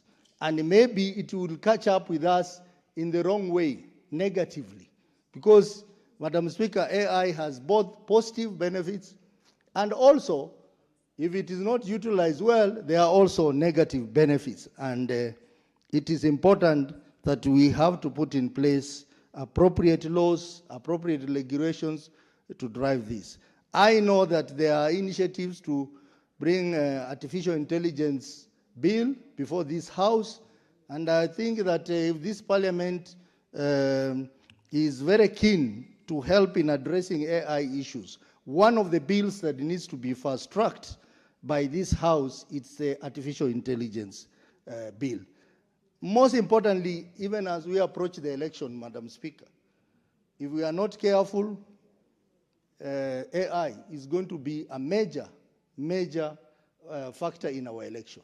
It happened in many other countries, in the US and other countries that have been affected by misapplication of AI in politics. And already you can begin to see that some of those applications are now being undertaken in social media. So we really need to fast-track this bill, and not just in politics, in all aspects of life, Madam Speaker. AI is going to either affect us negatively or positively. Madam Speaker, even as we talk about AI, there are basics that needs to be done, Madam Speaker. And one of the basics that this country is lagging behind in doing is data management. Madam Speaker, in this technology-driven world, a country that does not invest in data will have its own, it will blame itself, Madam Speaker. The next big investment, global investment, after oil, is data, Madam Speaker. And that's why you see serious countries like US are investing a lot of resources in acquiring data, Madam Speaker. You saw the other day when someone came and was taking people's personal details, and there was a lot of noise around, but you know, that is the way the world is going. People are fighting to access data. People are fighting to protect data. So the issue of data sovereignty is very important. And I am concerned that this country does not take the matter of data seriously. We must organize our data, otherwise other people are going to use our data and apply AI to our disadvantage, Madam Speaker. In this world, Madam Speaker, we should not be struggling to generate data. For example, we are now doing voter registration. Why do we need to go through all that tedious process, Madam Speaker? When we are capturing data for our students when they are in primary, when they are in secondary, we are capturing data when people are born, we are capturing data when people have died, we are capturing all manner of data. Why can't we have an integrated infrastructure to manage for us that data? So that when we want to get a voter register, Madam Speaker, we do not have to spend billions of shillings, Madam Speaker, to generate a voter list, which ends up being faulty, Madam Speaker. Having dead people there, having people who are not even of age. So, Madam Speaker, data management should be one of the prerequisites of our efforts and investment around AI. The other thing is, of course, regulations which I've talked about. We need to have proper laws and regulations around artificial intelligence. We also need to invest in people, Madam Speaker. Investing in people is important. I talked about that yesterday, that investing in skilled workforce will be one of the prerequisites of us benefiting from artificial intelligence, Mr. Speaker. Mr. Speaker, Madam Speaker, sorry. Madam Speaker, innovation also, appropriate innovation, appropriate infrastructure in this country. We have been told many stories about what is going to be done to have a super highway, Madam Speaker. and it is taking ages. We are not seeing that infrastructure. We want to have a proper ICT infrastructure in all our counties so that we can be able to take advantage of the benefits that comes with artificial intelligence. And if I may venture a little bit, when we talk about artificial intelligence, there are other things that also come with artificial intelligence. When I was in the class of computer science, we were taught something called natural language processing, where machines are going to generate and understand human languages, like Kiswahili, like Kiluya, like English, and others. That is where we are heading to. Machines being able to understand our languages. And even when we had a discussion in this house about the gadgets that we are having here, Madam Speaker, allow me to talk about them. These gadgets that we are having here are gadgets that should not really be in a modern day parliament, Madam Speaker. Madam Speaker, this gadget here has no internet access. This gadget is not connected to any network. We want a scenario where a member is seated here and can access the library, Madam Speaker. I can access the library, I can read the reports, and that will enrich my contribution. This gadget here, all it does is just a voting machine, Madam Speaker. This is not what we called for. This is not what we wanted, Madam Speaker. Something has to be done. And even this gadget is not AI compliant, Madam Speaker. We want a gadget that we can speak to in any language and it will translate. And a lot of our friends here, like Mudigi, will understand that better, Madam Speaker. Madam Speaker. Senator Kajuang, what's the point of order? Madam Speaker, imputing improper motive on part of members of this House, particularly the commissioners who are responsible for the procurement of these gadgets, is disorderly conduct. Madam Speaker, is my good friend Senator Osotsi in order to impute improper motive and go further to try and demand that these gadgets do things that his phone can do? If he can't afford a phone with internet access, with AI assistance, he should tell us. Because there's no need for us to procure equipment or gadgets, and yet our phones are already doing that. Madam Speaker, let it not go on record that we feel that our commissioners have let us down on this particular one. Point of order. Senator Kajuang, I don't think the Senator Osotsi mentioned any commissioner. And I think he made a fair point about the capabilities of the equipment that we have.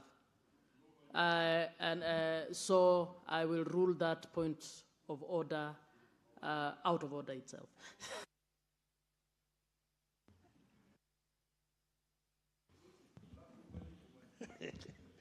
Yeah, thank you. I know Mr. Honorable Kajuang is my friend and he's also an expert. No, just proceed. In this industry. And Madam Speaker, what I was saying, that we need a better equipment than this. Because what we had was even better than what we have now. And I wonder why the replacement had to be done. So this is a call we are making, and before you came on the seat, Madam Speaker, this debate had been in this House. My good friend Cherargei raised this matter, and many other members raised. We want to get value for money for what we invest in. The best infrastructure we would have here is what is called unified communication equipment, which I can even access my email and even connect to my phone, Madam Speaker, and do many other things. So there is a lot that needs to be done. Madam Speaker, I was just explaining that in the context of AI, that even this parliament must be AI compliant. Must be AI compliant. Otherwise, if we are not AI compliant, Some people, one day, someone standing here called Senator Osoti, Eddie. AI Osoti, will Senator make a Osoti. presentation. Let me Senator- allow my friend Eddie to... I have not even asked for it. You wait for the speaker to speak, and then you. Do you want to be informed by Senator Eddie? I want to be informed by Senator Eddie Okech. Madam Speaker, my point of information is on this gadget that you're using here, because I've taken a quick audit action, and I'm disappointed that the Senator of Overby was questioning my good friend, Senator Osotsi, in terms of functionability of this particular system. Madam Speaker, if you look at this system, number one, it doesn't have a simple word processor. I wanted to inform him so I can know that this system has no simple word processor, so that even if you're doing note-taking and writing down and you wanted to take some notes and write and interact, you can be able to do it as a senator. In this House, Madam Speaker, we have had situations where senators have to travel abroad, and when they travel abroad, they're invited to vote and engage online, Madam Speaker. This system, we are not seeing capabilities, Madam Speaker, of e-parliament software that we are demanded for. I'm just informing Senator Sosi. Madam Speaker, this system, if you look at the conferencing and voting system facility, it is only the voting system that has been given here. But the conferencing facility that can even allow for interface during committee of the whole meeting is not in this system, Madam Speaker. And I'm just informing Senator Sosi. Madam Speaker, Senator Eddie, I will now call you out of order. Please have your seat. You are actually no longer informing, because Senator Osotsi already has presented the information that this system does not do all those things that you're talking about. He didn't mention them in detail as you did, but from what he said, we can infer that the gadget cannot do what you're saying. Madam So please Speaker, sit down. I'm just requesting, Madam Speaker, if you allow, that Please sit down. Ask to speak on it later. No, I'm just concluding.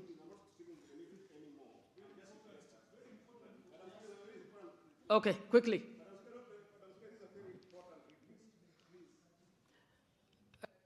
One Madam minute, Speaker, and it had better be information. Don't expound on what he has told us. Yeah, so I'm just informing the Speaker of the floor that he is the chair of CPIC.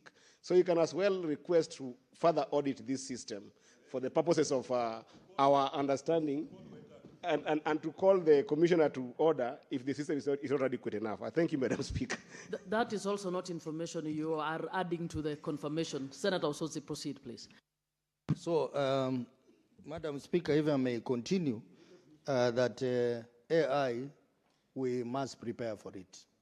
If we don't prepare for AI, AI will prepare us, and it will prepare us negatively. And that's why I'm calling upon the government to take this matter seriously. And not just the government, it starts with us here. Can we fast track the artificial intelligence bill in this House so that we have it in law? We develop the appropriate regulations, Madam Speaker, and we also look at the other factors that may affect AI, like data issues, data sovereignty issues, and infrastructural issues, and even the other related laws, Madam Speaker, like the law on computer misuse and cybercrime, which remains to be one of the laws that has not been very well implemented in this country. The Data Protection Act, Madam Speaker, remains largely unimplemented, and I think a lot can be done by the relevant offices, the Office of the Data Protection and the ICT Ministry. Madam Speaker, this is a wake-up call, and I hope that many such conferences can be held so that it will educate our parliamentarians on the need to fast-track policies, programs, and laws around artificial intelligence, because artificial intelligence is what is going to determine the success or failure of nations.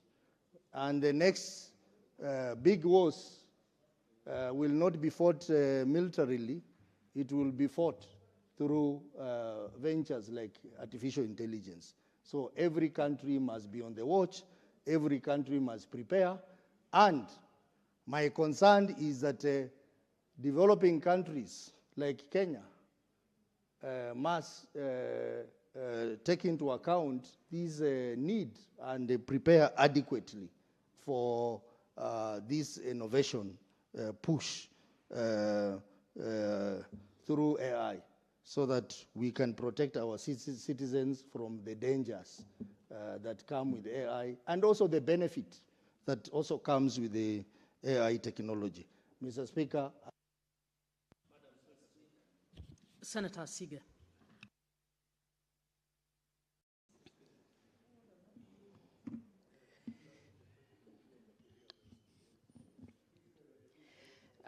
I thank you very much, Speaker, for giving me this opportunity to make comments on the report on the conference held in Kuala Lumpur that discussed in detail the importance of responsible artificial intelligence. Madam Speaker, I would like to focus my submission on the juncture between artificial intelligence and the safety of women, particularly the rise in GBV or TFGBV, which means technology-facilitated gender-based violence. And Speaker, I hope that this will be useful for the House and the public to hear, particularly off the back of the conference, the Commission of the Status of Women conference that yourself and others in this House attended alongside many other women stakeholders across Kenya and also the CSO community in New York just last week. Speaker,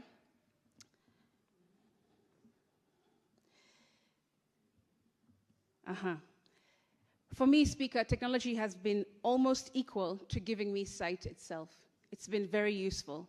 But I also see that for women, especially, tech is causing more problems than ever before. Sexual harassment, defamation, hate speech, cyberbullying, cyber violence, abductions through location tracking, and any online behavior that demeans, frightens, or causes harm is abusive and used in AI. When the focus is on someone else, Speaker, people may laugh it off as just harmless fun. But one day, the internet might turn on you as well.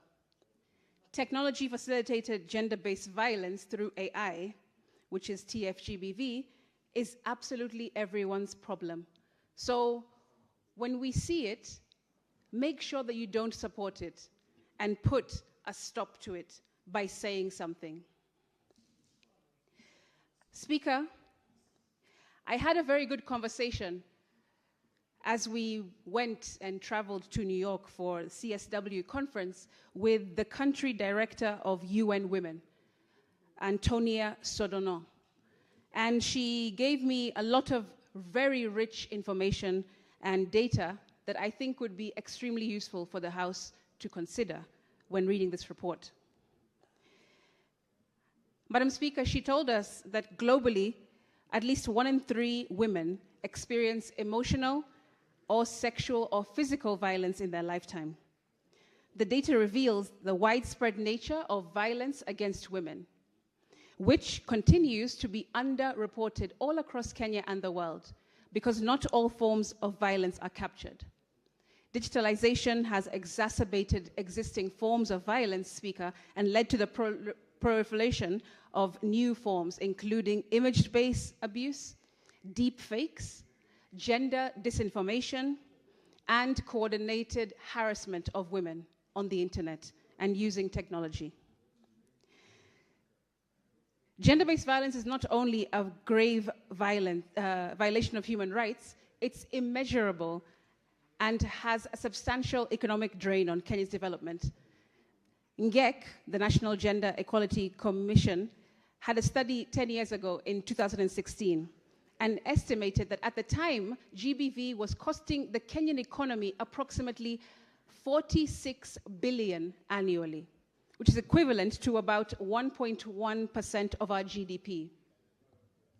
She also told us the survivors and their families bear significant direct costs, including medical expenses, averaging at the time of the report 16,000 per incident, that's 1,000, alongside all types of legal costs, and even more alarming is the productivity losses that we face. Serious injuries facing an average losses of 223,000 shillings, while premature mortality neared 4 million per case, Speaker. At the national level, she also told us the productivity losses alone were estimated at over 33 billion annually in Kenya. These are resources diverted from households, enterprises, from national growth. These are funds that could otherwise be invested in education and healthcare and infrastructure in the country, as well as innovation, if we were to end violence against women, especially online. It's not only constitutional, it is an economic necessity for Kenya's prosperity, says lots of data across the country. Speaker, at the national level, these were already at the time billions of shillings diverted away from investment in education, like I said, in health, in infrastructure, innovation, because of unchecked violence against women, in physically and also online. And it continues now with the rise of AI. But the economic consequences, Speaker, do not stop at household or public systems. You will know this as a proponent for ending GBV yourself. Our joint engagement with the private sector through the partnership with the Global Compact Network Kenya, which is IFC, and also the UN Women itself, has demonstrated that gender-based violence and TFGBV is also a systemic business risk, Speaker. In Kenya's agricultural value chain, workplaces with high prevalence of harassment and violence have recorded productivity losses equivalent to 5 to 7% of our annual revenue. That is a massive amount, Speaker. Conversely, companies that introduce structured safeguarding systems on AI and GBV reduce this by up to 71%, alongside improvements and absenteeism Order at senators workflows. at the back who are speaking. Please, let's hear Senator Sige in silence. Thank you very much, Speaker, for protecting me. This is extremely important information, Speaker, and I do hope and I beseech members, especially the men, who may not be privy to these kinds of statistics, to listen keenly. Speaker, this evidence is clear that GBV prevention, as well as TFGBV, is not charity, it's risk mitigation. It is workforce stability, and it is market resilience across the country. Ending violence against women, digitally or otherwise, therefore, is not only a social justice obligation, Speaker, it is also sound macroeconomic policy and business strategy. This is why access to justice must remain central to our national response. And that's why we're saying AI needs to be safe. When we can use it safely, then and use it to access support from courts and as well as survivor-centered support, we do more than uphold rights. We will stabilize families, protect livelihoods, mental health, and strengthen institutions across our country. Speaker, Kenya has already laid very strong foundations through its constitutional legislative reforms, and as well as national gender frameworks. The task before us is implementation now at scale. If we reduce gender-based violence and TFGBV, which is online through AI, we reduce suffering. We also release billions back into productive sectors, Speaker. We strengthen our workforces. We also build investor confidence across the country. We accelerate inclusive growth, and so much more. Speaker, In conclusion, I want to say that Kenya's progress in electoral reform towards AI is commendable, but democratic maturity lies in the meaningful participation in public life, and that means safe AI. Especially now that we're approaching 2027 elections, strengthening all of what I have said and what we have in this report on AI will be essential to safeguarding women's leadership and public trust. AI, as has been said, is a double-edged sword. It can be used for or against the growth and governance of this country. Inclusive democracy is stronger democracy, Speaker, is what I'm saying. And I hope that this report, as we really consider it seriously, we take it upon ourselves to look through the policies and legislations that it can support and it can strengthen so that AI is responsible, it is safe, it is affordable, and it does what it was meant to do, which was to support the human race and the growth of all of our jurisdictions. I thank you. Senator Chirarke.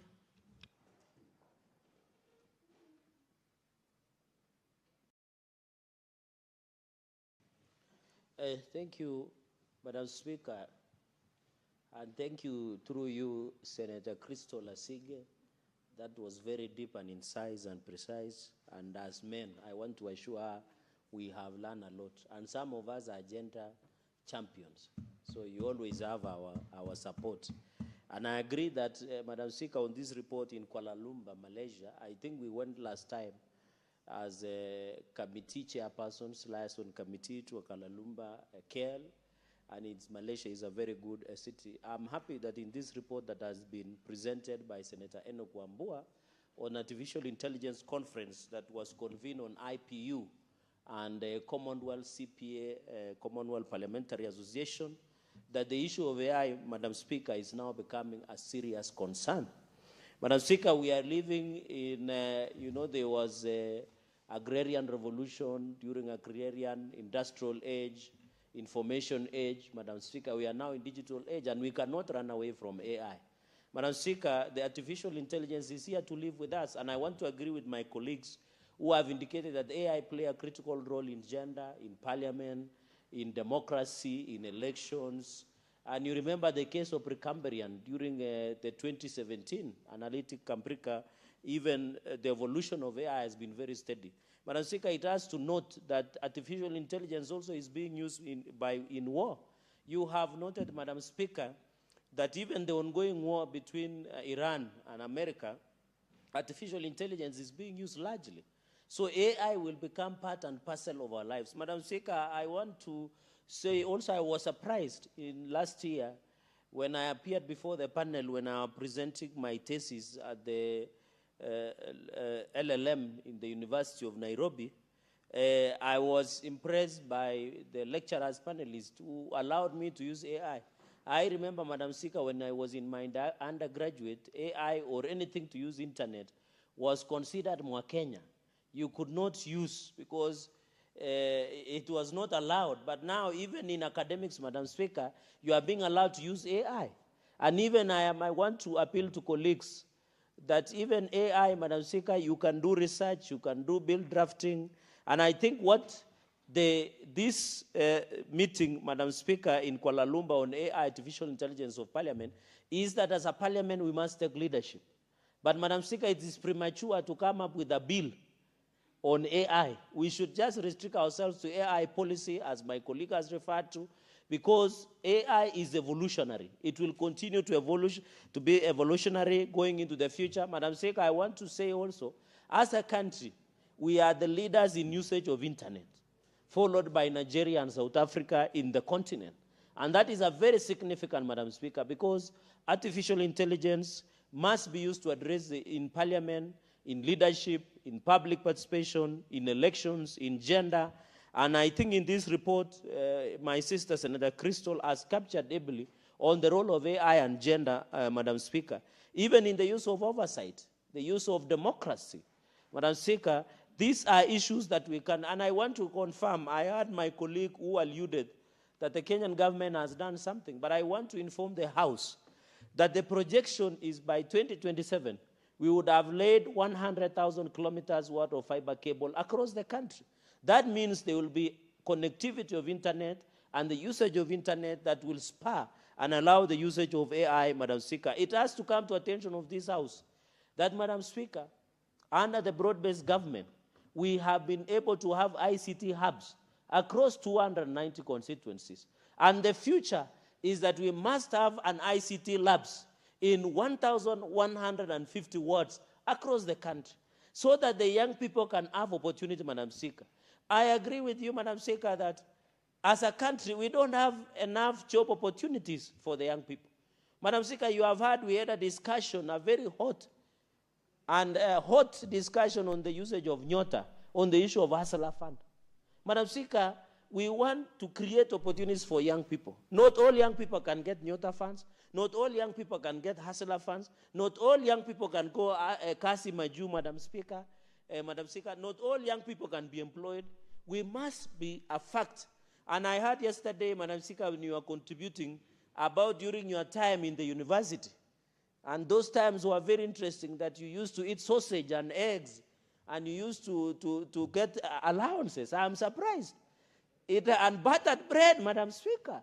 Madam Speaker, you live like Cyrillic children in your time in the university, Madam Speaker.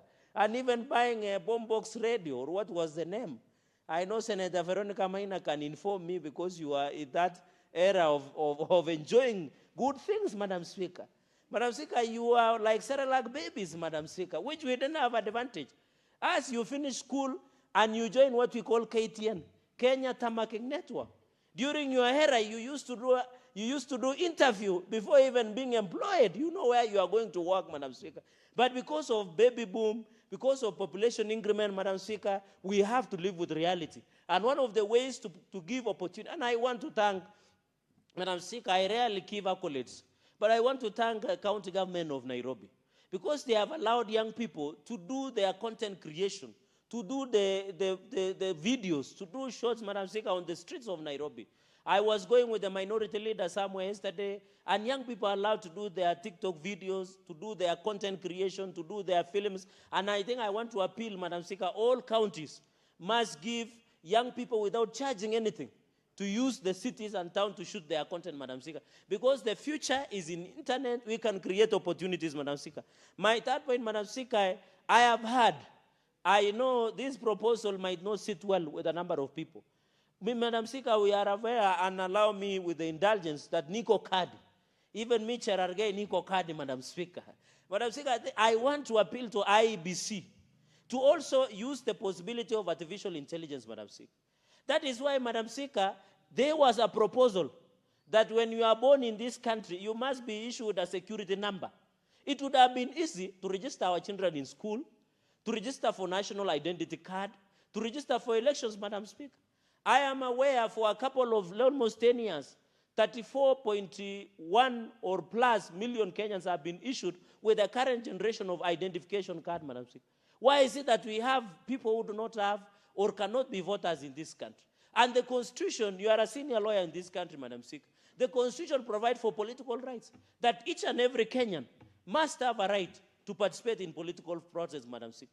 And I'm aware, Madam Speaker, you are having special delegates conference tomorrow of ODM, one of the largest political parties in this country, and we wish you well as you put your house into proper perspective, Madam Speaker. We must allow Kenyans to enjoy their political rights.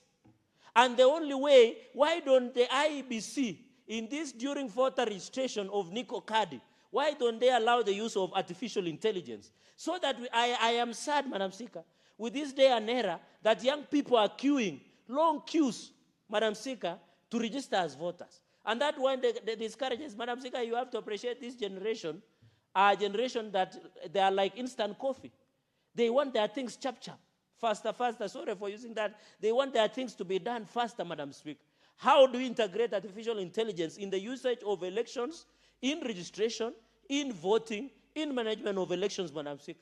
I am cognizant that you have been a very key member in ODM, especially in the issues of management of elections and even the management of ODM party. Madam Speaker, we must integrate the use of artificial intelligence in, and I know my colleagues or people who do not have a similar political affiliation might think that we are saying this to propose or to allow rigging. Madam Speaker, in fact, this one will eradicate rigging.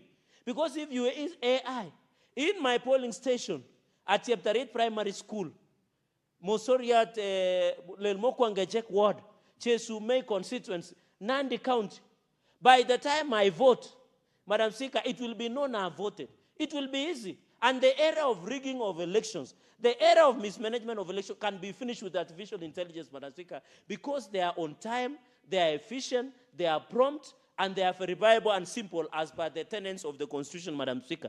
Madam Speaker, another point, we as a parliament, we must take, and I have noted in the report, we must also use AI to improve oversight. Madam Speaker, we sit as PAC, Public Accounts Committee. I know you sit as the Vice Chair of the Evolution Committee. You try and look at the projects in Kakamega. You know, the last time I saw you separating people who are almost going physical, Madam Speaker, and the Bible says, happy are those who are called peacemakers, because they will be called the children of God, and I know you are one of them. I saw you were struggling to look at the projects. As a Public Accounts Committee, when we sit, how do we verify the projects in Bungoma, in Mombasa, in Muranga, in your county, Madam Speaker? I know you come from all those 5 counties. You are the senator of the entire Western Kenya. The projects in Western Kenya, Madam Speaker, how do we know if we cannot quantify and use AI as a parliament to do oversight, to do representation, to do public participation, to do democracy, Madam Speaker? Madam Speaker, even the issue of political parties, Madam Speaker, you have to appreciate tomorrow, as the United Democratic Alliance Party, we shall be having nomination of Emurua Digiri constituency in Narok County. You know, Madam Speaker, we lost our colleague, the Egnima, the indefiable, Honorable Johanna Ngeno Ngong, Madam Speaker, through a tragic air crash in Nandi County a couple of weeks. So tomorrow, Madam Speaker, will be going for nomination. The parties must start using AI for efficiency. So this issue of stuffing ballot papers must stop. And I'm happy that UDA, Madam Speaker, we did 3 weeks ago using the gadgets, and I know ODM, you are the first one, you use it in your nomination in 2022.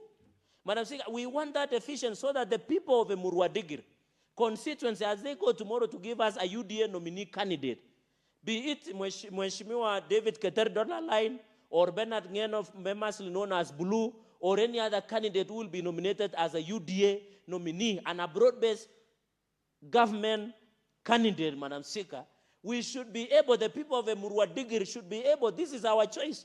And I'm speaking, Madam Speaker, knowing that the People's Secretary General of UDA, Madam Veronica Maina, Senator, is following, and she's the one who said, so that when the people of Emurua Digiri, Madam Speaker, go to elections, they will get their candidate that rightfully belongs to them, Madam Speaker. And I want to appeal to the people of Emurua Digiri that they should maintain peace. They should be aware that tomorrow's UDA nominations will be free, fair, and we will get the best, may the best candidate win, be it either Mheshimiwa David Keter, known as Dollar Line, or Mheshimiwa Bernard Ngeno, known as Blue, and any other candidate, Madam Speaker. So I want to appeal. The use of AI should be ensured that political parties also use for efficiency, Madam Speaker. Madam Speaker, you and me have participated in many elections, and we know the danger of especially nominations in political parties. You find the wrong candidate is given nomination, and the right candidate is, and that is why in 2022, there were emergence of many independent candidates, because most of the nominations were bungled, Madam Speaker. The only way for political parties to come out is to use AI, Madam Speaker. Finally, because I've seen my time is fast spent, is on the issue of data protection, data sovereignty, Madam Speaker, and privacy. We can also use AI, and I want to appeal to Data Commission. Madam Speaker, it interests you that, are you aware, most hospitals are poor in data protection. They expose the privacy of most of our patients. I saw the Office of the Auditor General report in Maraba Sub-County in Nandi, in Kapsabat County Referral Hospital, in Mosoria Sub-County Hospital, in Chepteroi Level 4. One of the key issues in most of our hospitals, including Kenyatta National Hospital, Moi Teaching and Referral Hospital, Jaramogi Oginga Odinga Referral Hospital, the famous Russian in Kisumu, Madam Speaker, is most of them, Madam Speaker, their only flag that the OAG has flagged them is that the data protection is very weak. And that is what we have noted at County Public Accounts, Madam Speaker. So we want to appeal that the use of AI should only be used in parliaments. We want to appeal to county assemblies, the county assemblies across the country, to also integrate AI for the efficiency of representation, oversight, public participation, Madam Speaker, and lawmaking, Madam Speaker. I know the issue of gender, which you are very passionate about it. I am aware, Madam Speaker, even gender-based violence. And I want to agree with what Senator Asige said. He forgot to mention a lady called Mercy Claire, who an estranged lover poured an acid on her face, Madam Speaker. While we thank former Governor Mike Sonko for standing with her, it is unfortunate, and I want to appeal to all men. Ukiachwa, achika. Including Rigathi Gachagua, Madam Speaker. That is the point, that, Madam Speaker, if you have left, there is no need to destroy the face of a beautiful girl, Madam Speaker. Even if you paid school fees. Who told you to pay school fees? Are you the parent? Hata kama alikula fair. We condemn, Madam Speaker, the pouring of acid to that Mercy Claire, and we wish her well, and she will continue singing for the Lord because she sings in SDA choir. With many remarks, Madam Speaker, I beg to support this report of AI before this House. I thank you, Madam Speaker. Senator Okia Okoiti Andrew Omtata, Senator for Busia.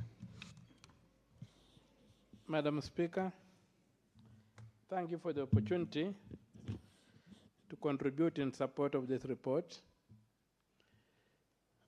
AI has been with us for a very long time.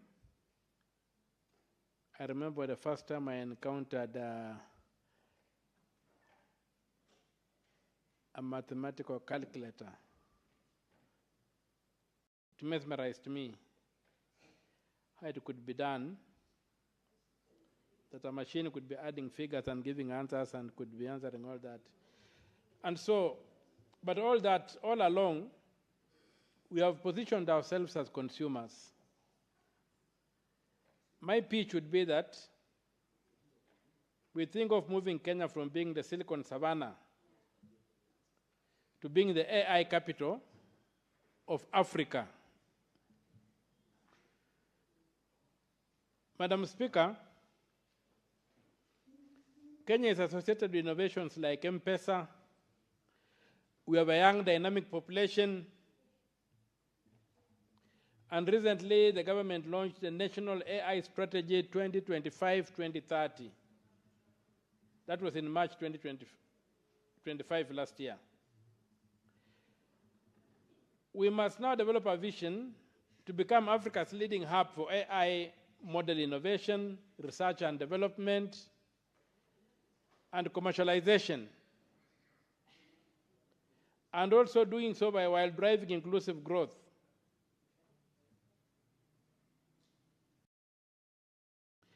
We must begin looking at things, emerging technologies like advanced generative AI, edge computing, and the like, so that we position ourselves in that space that has opened up in solution provision. If you look at, we missed out on the heavy industry that took place. Countries like mainly in the Asian the Asian tigers seized the moment in the 60s, became world-class manufacturers, global factories for the world, and they made money, and the populations became rich. We cannot compare ourselves with countries in Asia whom we were richer than, when they embraced the developmental model, whereby the state collects taxes to provide goods and services that improve the livelihoods of the people. The state is not just a taxing agency.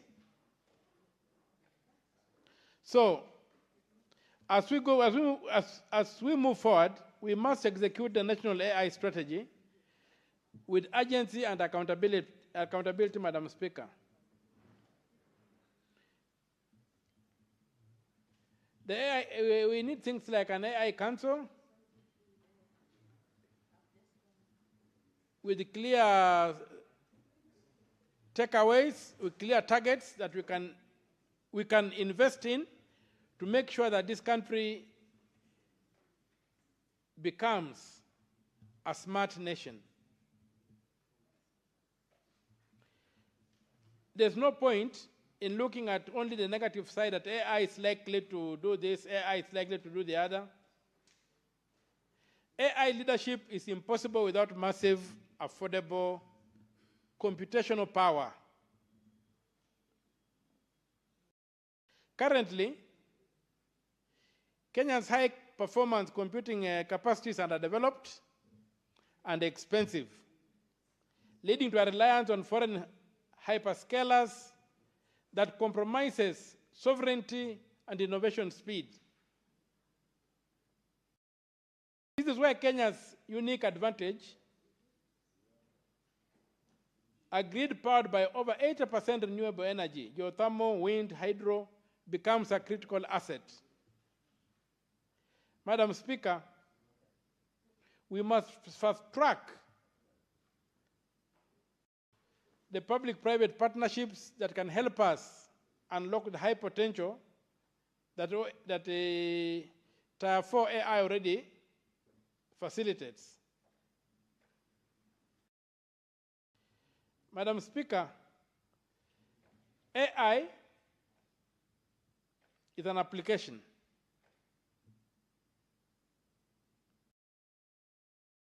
But it requires a talent pipeline and a reverse to the brain drain. The concept of taking our young people, the strong and able people, out in the name of exporting jobs should be curbed by creating conditions at home where that labor can be used to produce goods and services. Talent is a major bottleneck in the development of an AI hub in this country. Despite our having a savvy youth bulge, Kenya faces a serious shortage of specialized AI experts, and without a critical mass of researchers, engineers, and architects, the nation will remain a consumer of AI, not a creator. Because AI basically relies on the data that is fed into the system. So we must come up with even innovative things like creating apprenticeships in industry, whereby you can create a bridging between industry and academia to be able to develop the local capacity to generate homegrown solutions or homegrown AI products.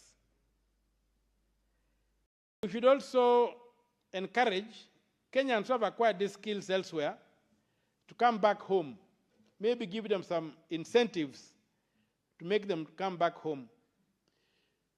And we must identify the critical areas that feed into this pipeline in the education system, and maybe incentivize the areas by sponsoring government scholarships being offered to the most creative and brainy Kenyans to venture into this area. Ultimately, Madam Speaker, we must cease being consumers of what others have produced. AI is an industry where we can become producers. And beyond that, we have got the issues of designing chips and stuff like that that are required to run these AI programs and stuff. We should also look at that sector of chip making and heavy computing. And all these things are within our grasp. So we must, as a nation, begin planning for the future. Beyond dropping attractive phrases, let us shift this planning. Some people are equipped to plan, people are equipped to organize, the technocrats we have in this country, and have less politics about it, and let us have things happening, things that we need to move ourselves forward. We must supercharge localized research and development, innovation and commercialization of the products that we shall be innovating. We must build proprietary models and products, not just using tools. Kenya has a vibrant startup scene, but it suffers from what they call a valley of death. That is between seed and funding and growth stage. Capital for deep tech AI is not there. What do we do to create that capital or to make it available to innovators so that they can come up with these products we need?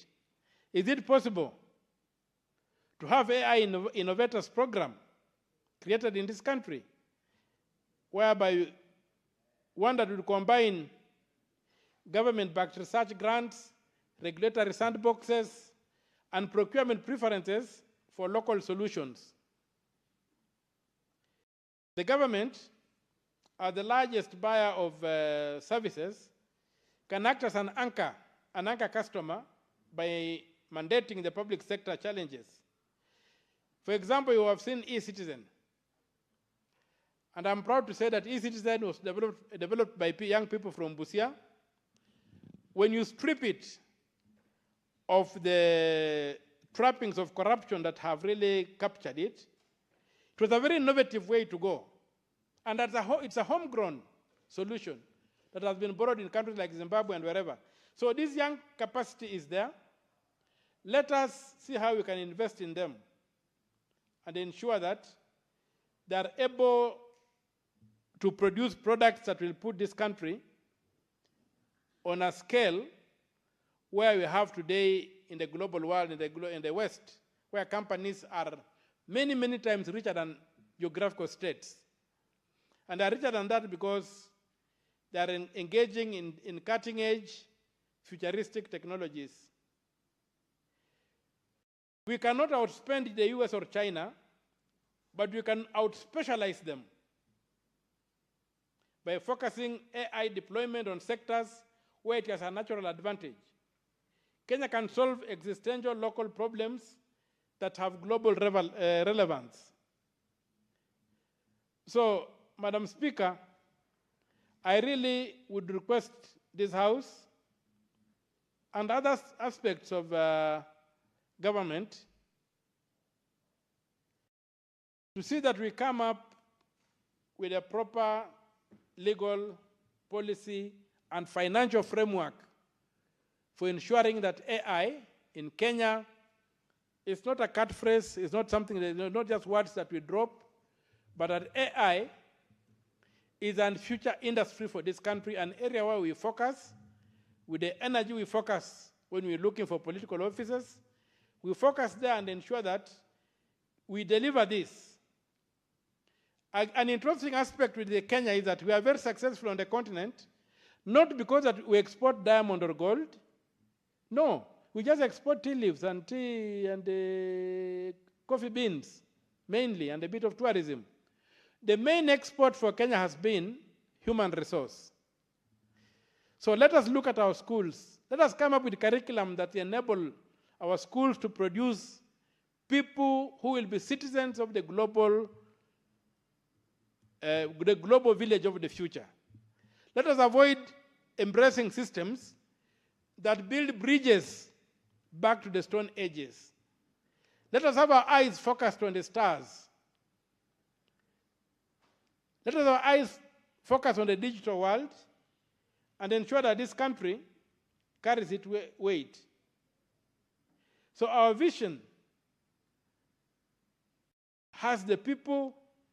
All it requires is strategy from government, and I would urge the government to invest in this emerging area and make sure we are not left behind by other countries. Make sure we are able, first of all, to carry our own weight, but most importantly, to be able to punch above our weight. Because the current world is a world whereby we are on our own. And the emerging world order is such that we must be able to stand on our feet, we must be able to innovate for ourselves, and we must be able to produce for ourselves. We cannot afford to be just mere consumers. We have consumed enough of other people's products, of other people's thoughts, of other people's researches. It's time we now invested in ourselves as people who can create, people who can innovate, people who can research, people who can design, and people who can launch products that other people are interested in. And we are able to conquer the global economy. We should be able to invest in basic infrastructure. We need a lot of power to power the AI revolution. We have got a lot of green energy in this country. We have a lot of geothermal power. Let us eliminate the corruption that is denying us to access the potential that the energy in this country gives us, so that we can have the capital we require to move forward. Let us deal with the people who steal from public assets. Let taxes work for us. Anybody stealing from public taxes must suffer dire consequences. Let us enforce the law. Let us transform the war from being the war on corruption to the war on corrupt.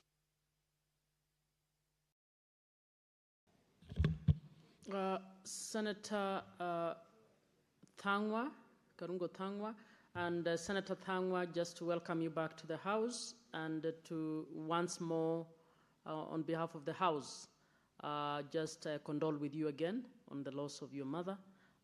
We know that is a profound loss, and karibu sana. You may now contribute.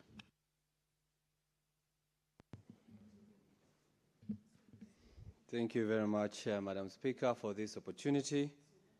And from the onset, may I take this opportunity also to thank you and thank the Senate and the National Assembly members for the support they accorded me and my family during that difficult period where we were mourning our mother, and the Senate and the members of the National Assembly never left me and our family during that whole period until the day we laid our mother to rest on 16th of March 2026. And I also take this opportunity to thank the people of Kiambu and Kenya at large, and especially the people of Mitahato community. That is where I come from. Madam Speaker, the generosity, the support, and the prayers that we got as a family, we will live to remember, and that's why we went through this process very peacefully, because we were comforted by each and every person who came across or who came to us or even sent their messages, Madam Speaker. Madam Speaker, having said that, I would want to comment on the issue of AI and, of course, the issue of this report that is by the IPU and the members of this Senate, Madam Speaker, because AI is so dear to my heart. Actually, sometimes people call me the AI senator because I do support that we need as a House and as a country to support AI, artificial intelligence, Madam Speaker. And you know, sometimes people do not understand what is AI. And people think is this thing, big thing, that is creating images and videos that people are using to make fun of others. But Madam Speaker, AI has been there for a long, long time, but it has only been enhanced by inputting one of the parameters that are very important, that is reasoning. Because, Madam Speaker, a calculator, if you think of it, is AI, but the only thing that is not with a calculator is reasoning. Because it has been fed data. It has been told 1 + 1 is 2. Even if you put 1 + 1 on a calculator, it will never give you any other figure. But now the AI that we are talking about now, Madam Speaker, it has the ability to reason. You can tell it what is 1 + 1 in this scenario. And then it is going to give you as per the data that has been provided. Madam Speaker, we have always been saying that in weddings and churches that 1 + 1 is 1. When people get married, 1 + 1 is 1. In mathematics, 1 plus 1 we know is 2, but in some scenarios we know 1 plus 1 is 1, like in the weddings and all that, Madam Speaker. What I'm trying to say is that AI, Madam Speaker, is that computer program that is able to learn, that is able to think, and is able to reason, just like a human being, or even better. With just a millisecond, the computer can be able to give you answers. But also, it's good to remember, Madam Speaker, that this information that you get from AI is data that has been fed to this AI. Just like we give a robot some commands and they can only execute that command as per the data they have been given, Madam Speaker. Now, having understood that, I think it's a high time as a country. We should not rush to regulate AI. Instead, we should rush to enhance it so that people can understand it. Because there's no need of regulating something that we do not understand, or so many people do not understand. If you ask people now, and especially the political class, Madam Speaker, someone might think AI is a bad thing because of the images that have been shared online. We have seen images of some people in coffins. Some people have been taken to court because they have generated images of someone in coffin. And that is creativity, Madam Speaker, because you're not in it.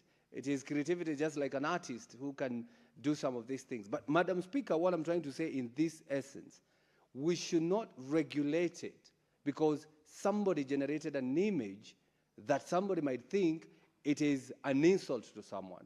What we should think as a country, what do we do to enhance AI, to use AI in our hospitals, to use AI in our education curriculum? And, Madam Speaker, I do have a motion that is in the pipeline, Madam Speaker. I think it will be slotted some day to come, but it was there in the previous session, the fourth session, Madam Speaker. The motion that I have is to request the Ministry of Education and that of ICT to put AI education in our curriculum, Madam Speaker. Because if we do not bring up children who understand what AI is, if we tell them AI is for generation of images, that is what they will learn because that is what they are seeing online. But if we tell them this is artificial intelligence that can be used to solve so many things, from research, Madam Speaker, and of course from health issues, education issues, everything when it comes to even running this government, Madam Speaker. Madam Speaker, I always ask, and I believe you're going to agree with me, why is education not free, completely free in this country? And I was trying to do some math to understand where is the cost for education. Because for education, Madam Speaker, you need a learner, that is the person who is supposed to be in class. You need a teacher, you need a classroom, and you need books. You need 4 things, or the tools that are required, Madam Speaker. In our case, as a country, the learners are there, free of charge. The teachers are there. We can say free of charge because they're already paid by government.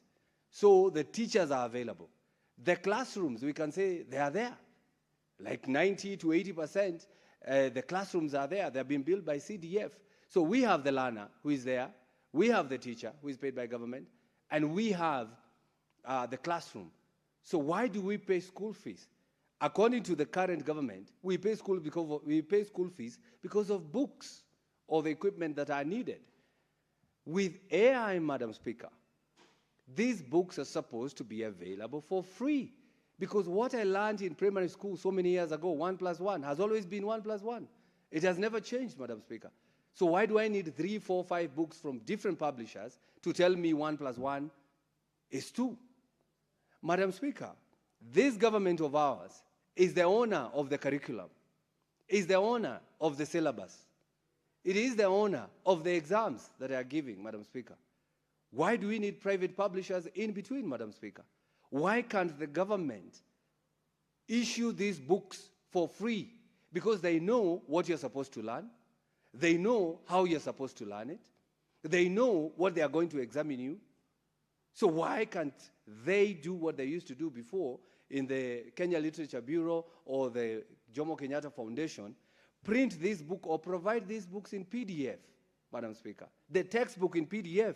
Then if you would want your child to learn the same thing in a different manner, then, and you are able, you are free to buy an extra book from a private publisher. But for now, we should not be forcing our pupils, our parents, to buy this book from certain publishers, Madam Speaker, because this is how they make money. And Madam Speaker, I'm trying to give this example because with AI, the solution is here. If the government of Kenya can take all the data of all the books in our country, all the textbooks in our country, they can feed them into the systems. Any child who wants a book in mathematics, they just say, I need a book in mathematics, and AI will generate that because they've been given the data, Madam Speaker. Madam Speaker, I was actually trying to explain this concept, why education in Kenya is expensive, because the government is doing business with the people's monies by buying these books from private publishers, Madam Speaker. I was telling someone, if you want to get rich in this country, and I think maybe before we deal with it, someone can still get rich in this country. If you'd want to get rich in this country, Madam Speaker, today, just write a book. Call it Madam Speaker's Kiswahili Mufti, and have it for Form 1, Form 2, Form 3, and Form 4. Those 4 books. Then go to ICDC, the Curriculum Development Department, Madam Speaker, and they approve the book for you. Then they make it compulsory or mandatory, Madam Speaker. That means every student will buy this book from you. How many people do we have in school that are going to secondary school, Madam Speaker?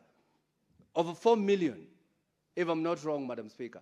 So 4 million will buy your book that you are selling 1,000 Kenyan shillings. Madam Speaker, that is 4 billion Kenyan shillings. You'll be 4 billion richer every year if the curriculum department will make it compulsory for the student to buy this book. So people are making money, Madam Speaker, from government or from public by buying these books from private entities, Madam Speaker. So if we can solve this issue and make these books free of charge through PDFs, through AI, through strategic planning by the Ministry of ICT and Education, Madam Senator Speaker. Thangwa, I don't like to interrupt you, but I need to bring it to your attention that this is a timed motion, and the timing was 3 hours. When we started the session, we had 1 hour, 43 minutes. We are now close to the time for the mover to reply. That's 15 minutes. So I will give you 1 minute to conclude your sentence so that maybe I give the 2 senators 2 minutes each because there is no more time for this motion. So just 1 minute. Thank you very much. The sentence and cede ground for the other members. Thank you very much. I'm kind enough because I would want also to hear what the other senators will have to say. But Madam Speaker, what I'm saying, with AI, we can solve the issue of textbook in our primary schools and secondary schools and make education free, without any cost, Madam Speaker, because the data that we already have in our textbook, in our books, in our schools, can be fed into the AI, Madam Speaker, and then be distributed to anyone who is willing to use AI and to learn, Madam Speaker. So I support the report.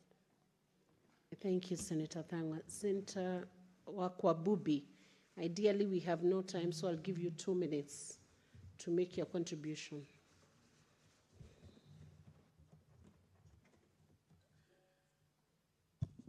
Thank you, Madam Speaker, for the opportunity to contribute towards this AI concept. I want to also participate in talking about these AI-generated challenges, majorly meted upon female politicians, because I think in the recent past I have personally experienced some misogyny and some harassment, political harassment, that is amplified through AI.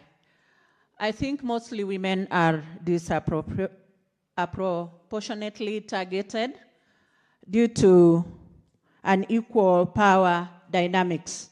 There are a lot of digital attacks, gender-based violence.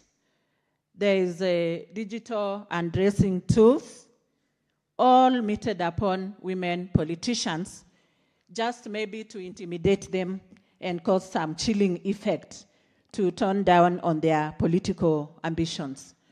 So there are a lot of AI deepfakes that are out to maybe intimidate or blackmail women mostly, where we have fabricated stories that are out to tarnish their names just because they have shown some political ambitions. So we need to look at that as a house of legislation and maybe other related authorities to deeply look at these things. Senator Wakabubi, you know we don't have much time. Finish the sentence in 30 seconds.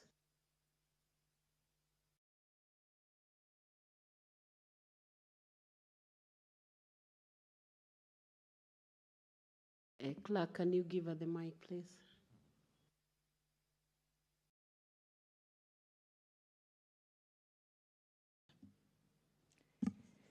Thank you for the 30 seconds, Madam Speaker. So we want to look at this by looking at what are positives for the implementation of AI or for the absorption of AI. We look at the positives as well as the negatives. Then we look for an equilibrium, a point of common ground to assess what is fit for this AI implementation and what can be enhanced by having legal structures in place to contain it. Because like recently in Bungoma County, we as female politicians are facing a lot of harassment, especially from the male counterparts. So on behalf of the rest of the female politicians, kindly develop a tough skin and a thick one, because we are destined for greatness. Thank you, Madam Speaker, for allowing me to contribute. Senator Wakili Hilali Sigei. Madam Speaker, thank you for the opportunity. I'm struggling to figure out how to appreciate the motion and the role of Parliament on AI. That is the report that we were taking to note. Because of time, Madam Speaker, I will also support the creation and the development of the creator policy that this report seeks to speak to, because as we speak, the future is AI. The future of our education, our health sector, even Parliament itself. Madam Speaker, remember earlier on, we were asking the Honorable Speaker to facilitate us as members of this House in the... What happened to the microphone? Please give him the microphone. I don't think he's even finished with 1 minute. I was worried that I've not even done a minute. I was indicating the fact that, Madam Speaker, this House as a legislative part of the government, or rather part of governance, is also headed towards AI in terms of the gadgets we're using, and of course, by extension, we are headed towards supporting a policy that looks into the future. And though we support this, there's quite a number of challenges that we must, and I want to disagree to some extent with Senator Thangwa as regards the desire to regulate. And the support that I want to look into is to ensure that even as we support the artificial intelligence, the technology that is ahead of us, that is coming, which we are seeking to support because that is where the future is, we need to make sure that the strategy, I am aware that the national strategy in terms of how to regulate has created a roadmap for purposes of ensuring that we develop a mechanism that will support the government now and in the future in the development of artificial intelligence and related regulations so that we don't misuse. We also nurture proper ethics in how we utilize them, and we enhance the support that the young ones who are growing will utilize and avoid creating a lazy society that every other time they want to do something, they just log on to some AI system, ask the AI, get answers. We will run the risk if we don't regulate of creating or growing a future that do not think, that do not go out of their way to research, that do not go out of their way to manage. And therefore, even though we support such a policy that gives us the opportunity to open up for the future and also technology that comes our way, we need to add him 30 seconds to finish the sentence. I needed to say that we need to put in place mechanisms that will regulate, because as we speak right now, the Data Protection Act that governs this does not speak to the developing technology, and therefore the desire to develop the law, I know there is a bill that is currently pending for legislation, will guide the government, will guide the future of AI in Kenya. But largely, Madam Speaker, this is a development that we cannot run away from. This is something that we must, as a country, support, because that is the direction the world is headed to. Madam Speaker, because of time, I will stop there and appreciate the time that you've extended to my contribution. Thank you, Senator Sigei. Senator Kathy Muyeka-Muma. Thank you, Speaker, for the opportunity to contribute. I will be quick because it's a few minutes. First, to thank those who went to Kuala Lumpur and to inform the House that in the last year and the previous year, I, through the African Parliamentary Network on Internet Governance, attended the Global Internet Governance Forum in Riyadh and the one in Oslo. And I would say that Kenya as a country, we need to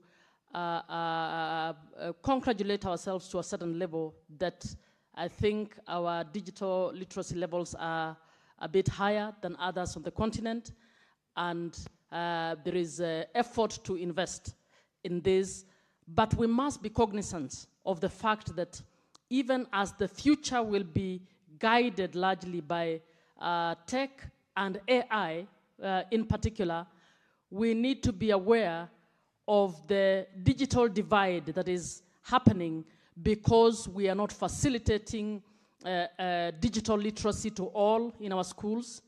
We don't have infrastructure to all places, so the rural areas are not particularly facilitated. And we need to be able to know that the expense around the issues digital is high and unaffordable for many of our poor families. As a result of this, the divide is becoming bigger between the poor and the rich. As a house, I would hope that we can focus on getting the executive or getting the state to invest in public digital infrastructure to facilitate access to internet in every place in the country.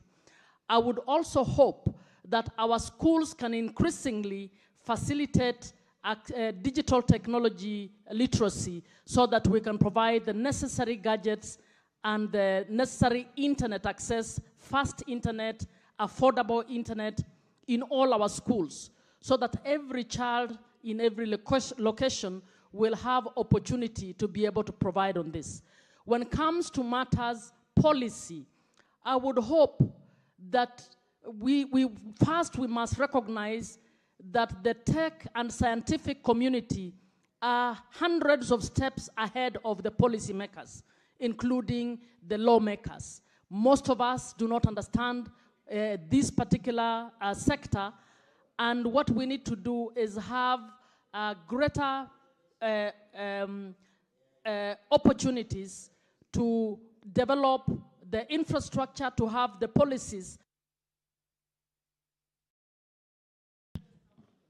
give Senator Muma a minute so that she concludes on her contribution.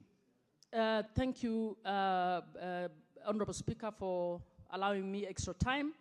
So even as we do so, we need to know that as regulators, we must infuse ethical practices. We must infuse protection of human rights, even as we provide enabling environment for the innovation and all of this, to ensure that the human rights violation or the negative side of AI and tech is actually curbed.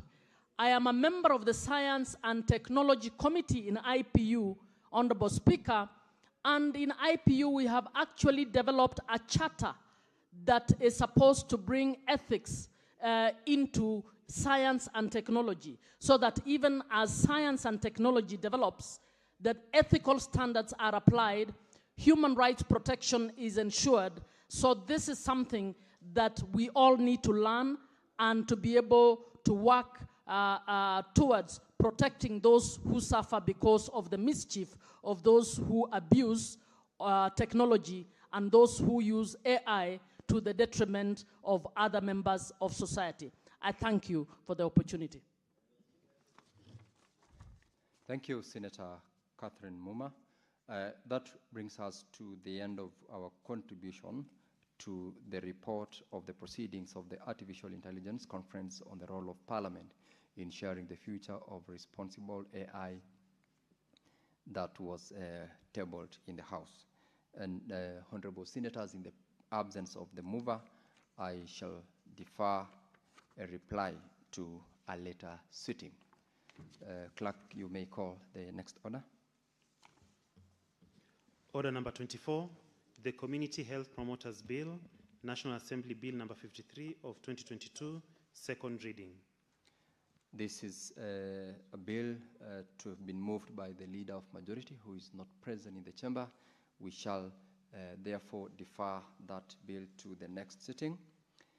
I, for the same reasons, will therefore also proceed to defer order number 25, order number 26, order 27. This is a bill by Senator Crystal Asige, who is also not present in the chamber. Order number 28, Senator Karen Nyamu's motion. She is not present in the chamber. Order number 29, Public Service Internship Bill by the Leader of Majority. For the same reasons, we are going to defer it to the next sitting, as well as order number 30, the Basic Education Amendment Bill by the Leader of Majority as well, is deferred to the next sitting, as well as order number 31 by Senator Catherine Muma on the Assisted Reproductive Technology Bill, National Assembly Bill number 61 of 2022. We are deferring it to the next sitting, despite the presence of Senator Muma in the chamber. I'll ask then order number 32 be called out. Order number 32, motion, mainstreaming gender perspectives in legislative and policy processes. Senator Veronica Maina, this is your motion. You may proceed to move the motion. Thank you.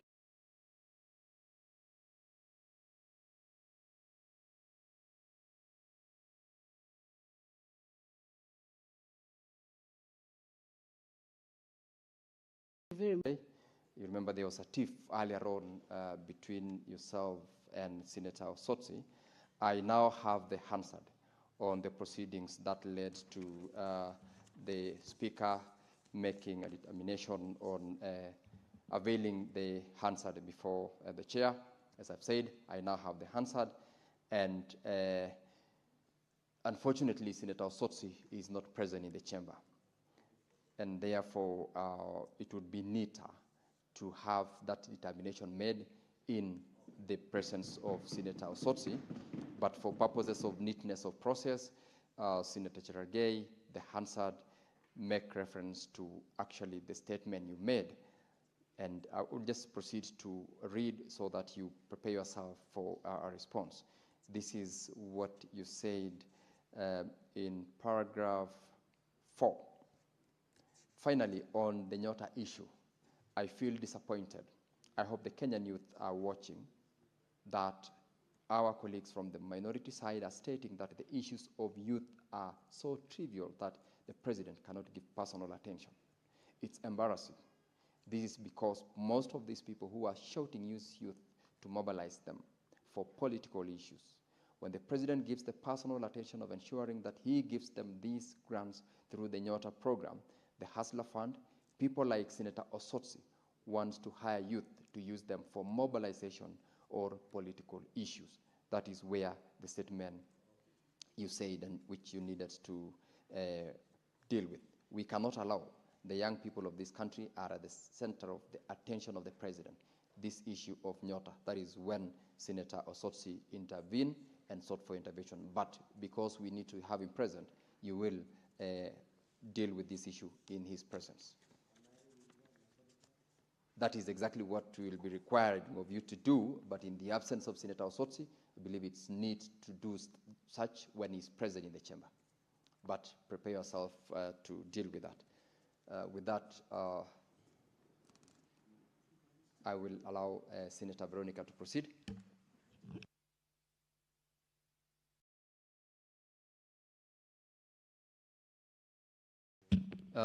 Senator Veronica, I'll alert you when it's your time to proceed.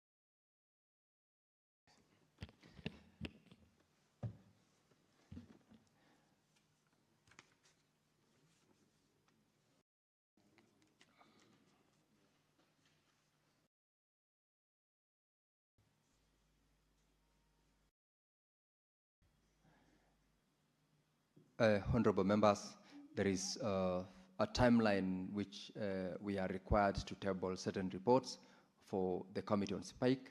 I will direct that on behalf of the chairperson of that committee, Senator Cherargei, proceeds to table them and give notice so that we are working within the law, being this house being a house of record, and proceed, Senator Cherargei, to table those reports. Thank you, Mr. Speaker, sir, for allowing me to table on behalf of our sister committee. Mr. Speaker, sir, I beg to lay the following papers on the table of the Senate today, Thursday, 26 March 2026. Report of the Select Committee on County Public Investment and Special Funds on the consideration of the audit reports of the following county entities for the year ended 30th June 2025. 1, Wajir County, Wajir Water and Sewerage Company Limited, Wajir Municipality, Wajir County Level 4 Referral Hospital, Wajir County Disaster Management Fund, Wajir County Climate Fund, Wajir County Bursary Fund. Number 2, Tana River Water and Sanitation Company Limited, Ola Municipality, Tana River County Climate Change Fund, Tana River County Disaster Risk and Management Fund, Tana River County Ward Bursary Fund. Number 3, Mr. Speaker, sir, Mombasa County, Mombasa Water Supply and Sanitation Company, Ligoni Sub-County Level 4 Hospital, Tudo Sub-County Level 4 Hospital, Mrima Sub-County Level 4 Hospital, Port Reitz Sub-County Level 4 Hospital, Coast General and Teaching and Referral Hospital, Mombasa Alcoholic Drinks Control Fund. Mr. Speaker, sir, number H, Mombasa County Elimu Scheme.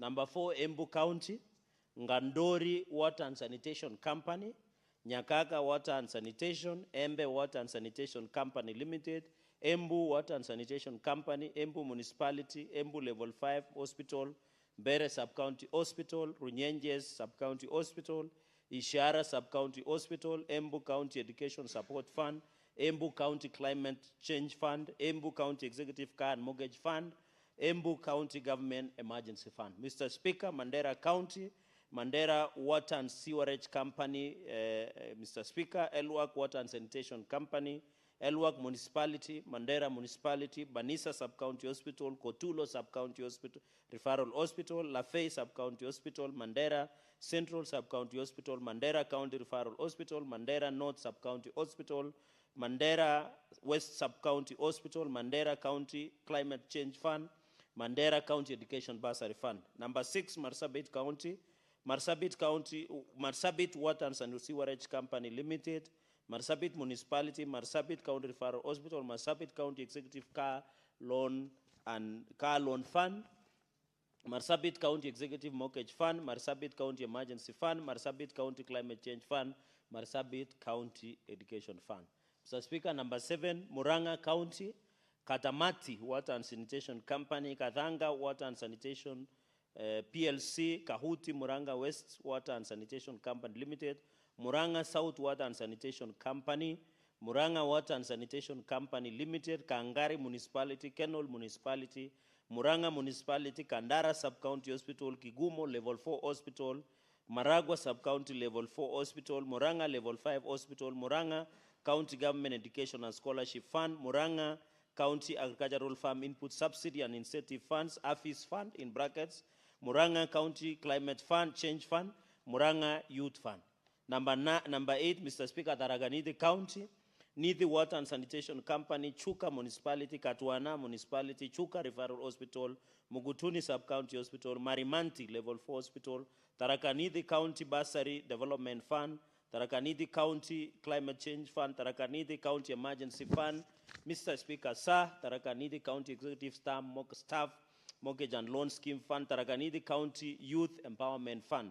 Number 9, Mr. Speaker, Nyamira County, Nyamira Municipality, Esani Level 4 Hospital, Manga Level 4 Hospital, Masaba Level 4 Sub-County Hospital, Nyamira County Referral Hospital, Nyamira County Education Support Fund, Nyamira County Emergency Fund, Nyamira County Mortgage and Car Loan in brackets Executive Fund, Nyamira County Climate Fund, Vihiga County, Amatsi Water Services Company Limited, Vihiga Municipality, Vihiga County Referral Hospital, Vihiga County Climate Change Fund, Vihiga County Education Fund. Number 11, Mr. Speaker, Lamu County, Lamu Water and Sewerage Company Limited, Lamu Municipality, Lamu County Referral Hospital, Vasa Sub-County Hospital, Mbeketoni Sub-County Hospital, Lamu County Bursary and Scholarship Fund, Lamu County Climate Change Fund, Lamu County Emergency Fund, Lamu County Executive Staff Housing Fund. Number 12, Mr. Speaker, sir, is Makueni County, Kibwesi, Makindu Water and Sanitation Limited, Booni Water and Sanitation Company, Wote Water and Sewerage Company Limited, Emali Sultan Ahmud Municipality, Wote Municipality, Kibwesi Sub-County Hospital, Makindu Sub-County Level 4 Hospital, Makweni County Referral Hospital, Booni Sub-County Level 4 Hospital, Sultan Ahmud Sub-County Level 4 Hospital, Makweni County Emergency Fund, Makweni County Executive, Makweni County Climate Change Fund, Makweni County Youth Men, Persons with Disabilities and Table Banking Groups Empowerment Fund, Makweni County Fruit Development and Marketing Authority, Makweni Sand and Conservation and Utilization of the Authority. Mr. Speaker, I beg to lay on behalf of the Chairperson of County Public Investment Committee. Thank you, Senator Cherage, for holding forth for the Chairperson of your sister committee, as you've well put. Now, Senator.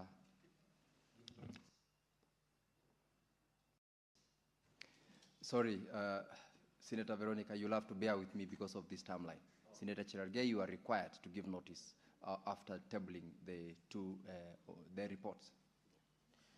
Mr. Speaker, sir, I beg to give the notice of the following motion, that the Senate adopts the report of the Select Committee on County Public Investment and Special Funds on the consideration of the audit reports of the following county entities for the year ended 30th June 2025, laid on the table of the Senate on Thursday, 26th March 2026. 1.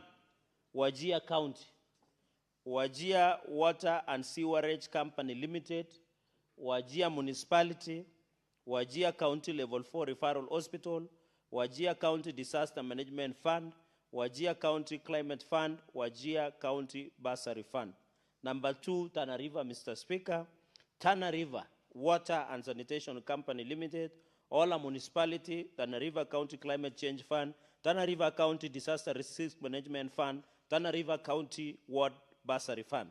Mr. Speaker, number 3, Mombasa County, Mombasa Water Supply and Sanitation Company, Ligoni Sub-County Level 4 Hospital, Tuda Sub-County Level 4 Hospital, Murima Sub-County Level 4 Hospital, Podriz Sub-County Level 4 Hospital, Coast General Teaching and Referral Hospital, Mombasa Alcoholic Drinks Control Fund, Mombasa County Elimu Scheme. Mr. Speaker, sir, quite a long list. Number 4, Embu County, Ngandori Water and Sanitation Company, Nyakaka Water and Sanitation, Embe Water and Sanitation Company Limited, Embu Water and Sanitation Company Limited, Embu Municipality, Embu Level 5 Hospital, Mbere Sub-County Hospital, Runyenje Sub-County Hospital, Ishara Sub-County Hospital, Embu County Education Support Fund, Embu County Climate Change Fund, Embu County Executive Car and Mortgage Fund, Embu County Government Emergency Fund. Mandera, Mr. Speaker, number 5, Mandera Water and Sewerage Company, Elwag Water and Sanitation Company, Elwag Municipality, Mandera Municipality, Banisa Sub-County Hospital, Kotulo Sub-County Referral Hospital, Lafay Sub-County Hospital, Mandera Central Sub-County Hospital, Mandera County Referral Hospital, Mandera North Sub-County Hospital, Mandera West Sub-County Hospital, Mandera County Climate Change Fund, Mandera County Education Bursary Fund.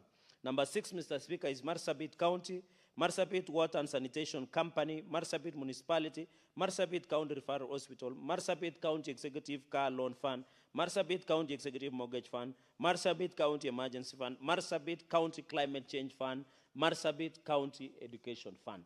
Number 7, Muranga County Katamati Water Sanitation Company, Katanga Water and Sanitation PLC, Kahuti, in brackets, Muranga West Water and Sanitation Company Limited, Muranga South and Water and Sanitation Company, Muranga Water and Sanitation Company Limited, Kangari Municipality, Keno Municipality, Muranga Municipality, Kankandara Sub-County Hospital, Kigumo Level 4 Hospital, Maragua Sub-County Level 4 Hospital, Muranga Level 5 Hospital, Muranga County Government and Education Scholarship Fund, Muranga County Agricultural Farm Input Subsidy and Incentive Funds, AFIS in brackets fund, Muranga County Climate Change Fund, Muranga County Youth Fund.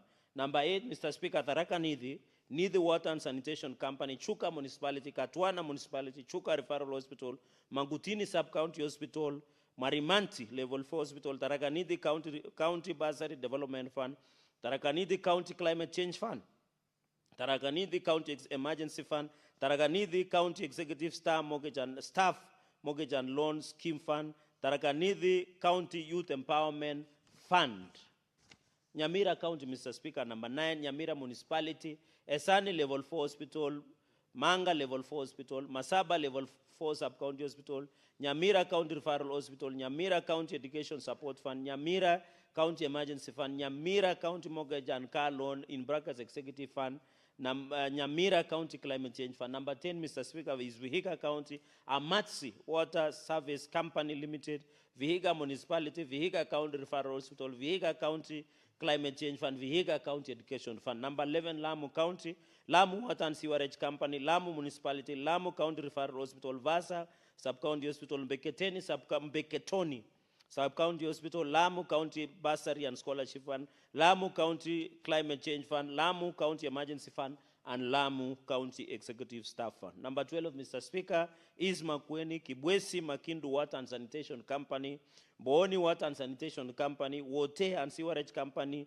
Limited, Emali Sultanahmud Municipality, Wote Municipality, Kibwesi Sub-County Hospital, Makindu Sub-County Level 4 Hospital, Makueni County Referral Hospital, Booni Sub-County Level 4 Hospital, Sultan Ahmud Sub-County Level Hospital, Makueni County Emergency Fund, Makueni County Executive, Makueni County Climate Change Fund, Makueni County Youth, Men, Persons with Disabilities and Table Banking Groups Empowerment Fund, Makueni County Fruit Development and Marketing Authority, Makueni County Sun Conservation and Utilization Authority. Mr. Speaker, I give notice on behalf of the Chairperson Select Committee on County Public Investment and Special Fund.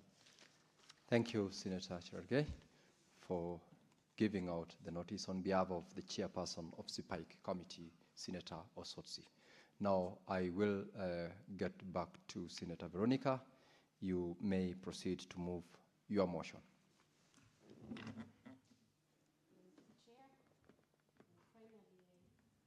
Thank you, Chair, for this opportunity.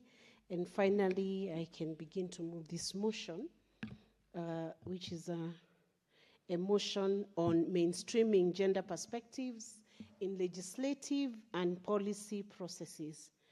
Honorable Speaker, I could not even begin to thank you enough for the opportunity that you have given me, though I note that this is 6:10, and I wish this motion was given prime time in the course of the day before most of the senators stepped out, because one of the risks in gender perspectives, gender work, gender equality is the fact that many times matters dealing with gender are usually overlooked or put on the side.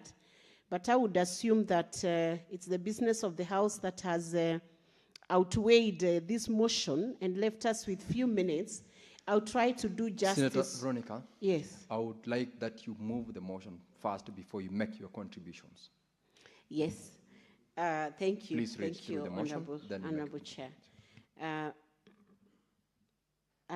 Honorable Chair, I beg to move the motion on mainstreaming gender perspectives in the legislative and policy processes, and that aware that Article 27 of the Constitution of Kenya guarantees the right to equality and freedom from discrimination, with Article 27(3) providing that women and men have the right to equal treatment, including the right to equal opportunities in political, economic, cultural, and social spheres. Further aware that Article 27(8) obligates the state to take legislative and other measures to redress any disadvantage suffered by individuals or groups as a result of past discrimination, and to ensure that not more than 2/3 of the members of the elective or appointive bodies shall be of the same gender, cognizant that mainstreaming gender perspectives in all aspects of governance is essential to achieving inclusive development and safeguarding the rights and welfare of all citizens, particularly women, girls, and other marginalized groups, concerned that the integration of gender considerations remain inconsistent across the two levels of government, and that legislative processes have often resorted to policies that do not adequately address gender-specific needs and realities. Now, therefore, the Senate urges Parliament, county assemblies, and their respective legislative committees to incorporate a gender analysis in the scrutiny of legislation, policies, programs, and budgets before them, including through the use of gender impact assessment and consultation with gender-focused stakeholders to ensure gender-responsive governance. B, recommends that the National Gender and Equality Commission and the State Department for Gender develops clear guidelines and tools to support the integration of gender perspectives in legislative, policy, and budgetary analysis, and ensures that these are disseminated and adopted by relevant government and legislative bodies. Further urges that the National Gender and Equality Commission and State Department for Gender to collaborate with the Kenya Law Reform Commission and county assemblies service boards to build capacity for gender analysis among technical and legislative staff. And D, urges the State Department for Gender to submit to Parliament a comprehensive biannual report detailing actions taken by ministries, departments, and agencies to promote gender mainstreaming, key achievements, emerging challenges, and proposed interventions. And E, resolves that the Standing Committee on Labor and Social Welfare continuously monitors the implementation of these resolutions and tables biannual reports on the status of implementation. Mr. Speaker, sir, this motion is on the need to strengthen gender equality and mainstream gender perspectives across all levels of governance in Kenya.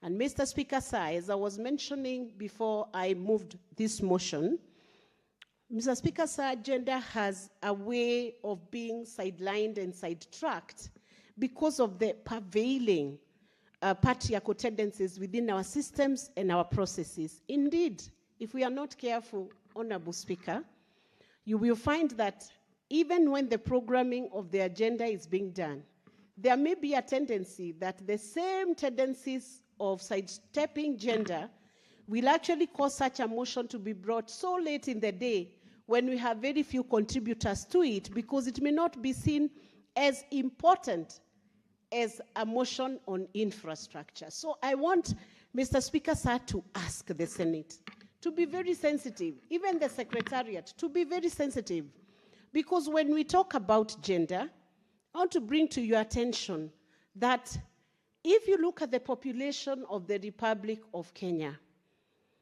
as of early 2024, just a quick search using the same AI tools that we've been discussing during this, during the last motion that was moved before the floor of the House, the report from Kuala Lumpur, just using one of the tools that has been heavily debated, the AI, the searches, the Google searches supported by AI. As of 2024, the population of Kenya was estimated to be approximately 56.4 million people, with a slight majority being female. The country's demographics are marked also by a youthful structure. And the youthful structure will mean both the young men and young women, with nearly 39% of the population being under 15 years. And if you look at the female population, out of the 56.4, as at 2024, meaning we have another one whole year of additional population, you will find that the female make up approximately 28.38 million people.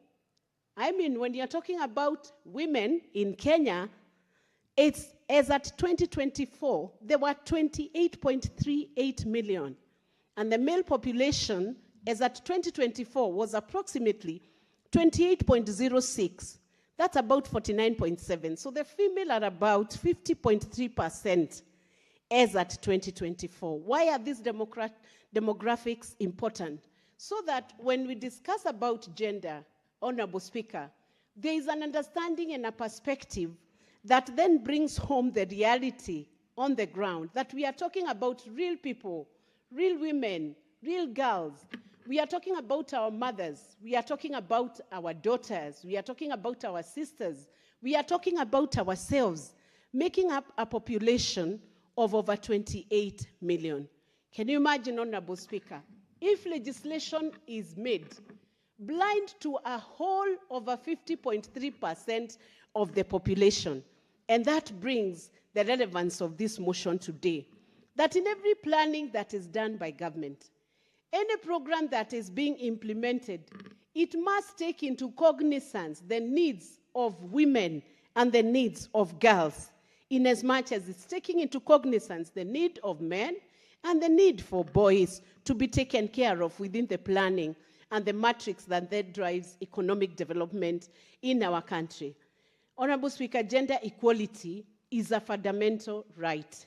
It's a key pillar that is important in achieving sustainable development. One of the strategies, the core strategies of the government of the day today, which is anchored in the Constitution and in the National Policy on Gender and Development 2019, is for equal opportunities and equal treatment of all male and female.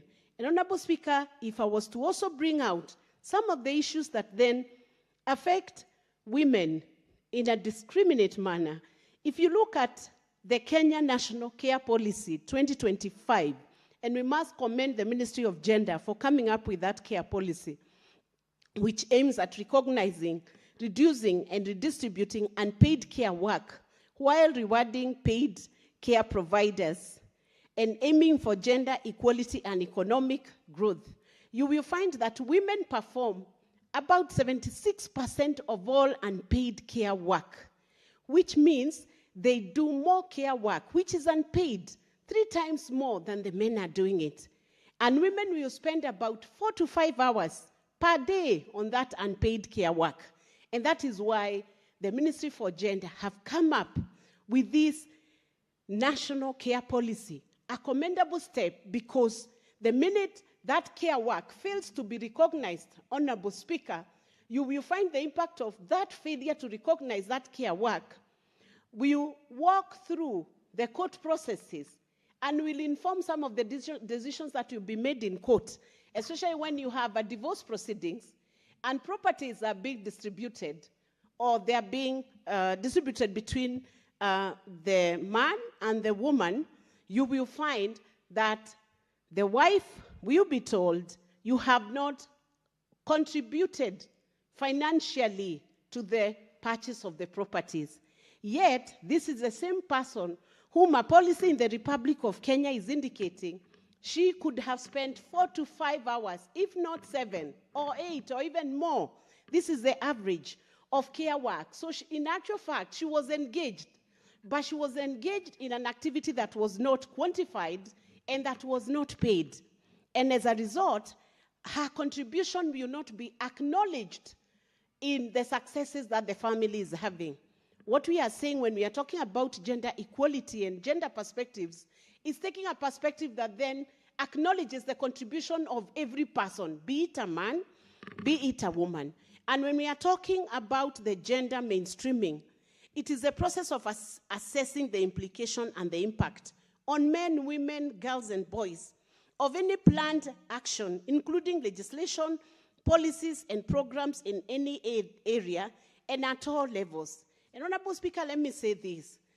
Gender equality, the quest for gender equality has faced many challenges in the Republic of Kenya, patriarchal being one of them. Second, gender stereotyping. Indeed, somebody will say, when there is need to cook, the person who should cook should be the woman. But when you go to a hotel, the person who is given the top job of a chef is a man. Why? Because when you go to Sarova or you go to Serena, that cooking has now changed to something commercialized, and it is paid, and it is rewarding, and it rewards very handsomely.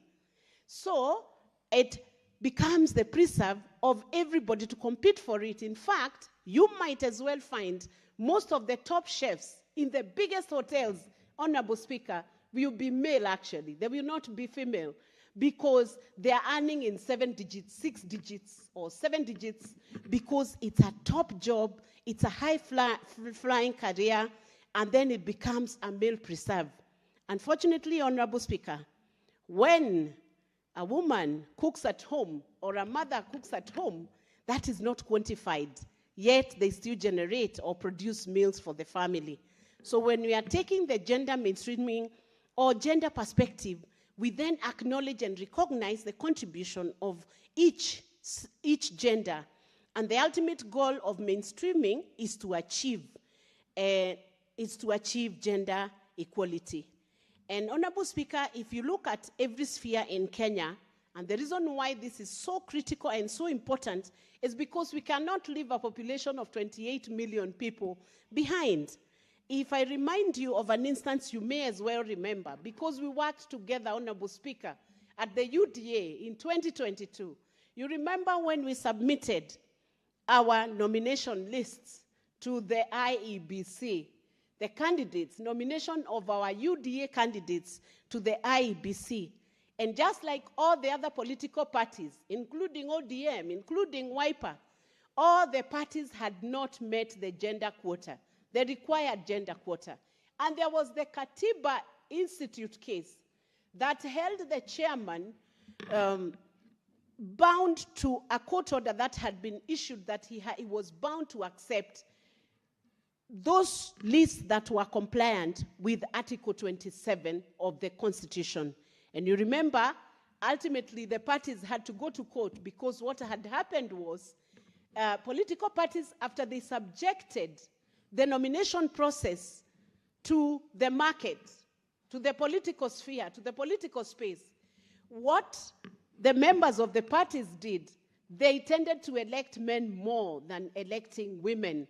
So what they did is they nominated their candidates, they preferred male, because maybe the preserve of holding top positions in leadership could have been more of male preserve than more female preserve in a country like Kenya. As a result, our lists were not gender compliant.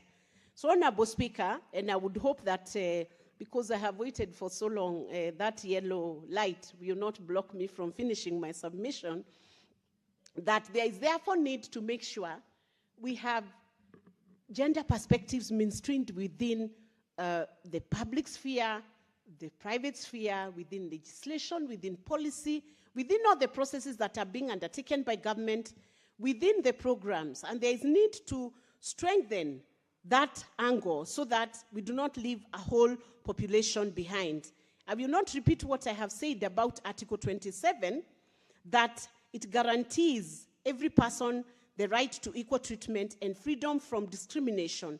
And this means that both men and women must be given equal chances in every aspect of life.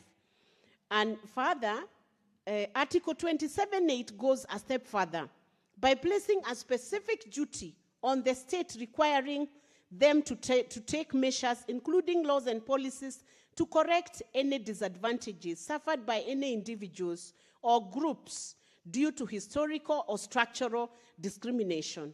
That means for us to be able to eradicate all the challenges we are having in how women are being treated, and lately not too well, and I must say this, Honorable Speaker, because this motion comes in the backdrop of escalating cases of GBV.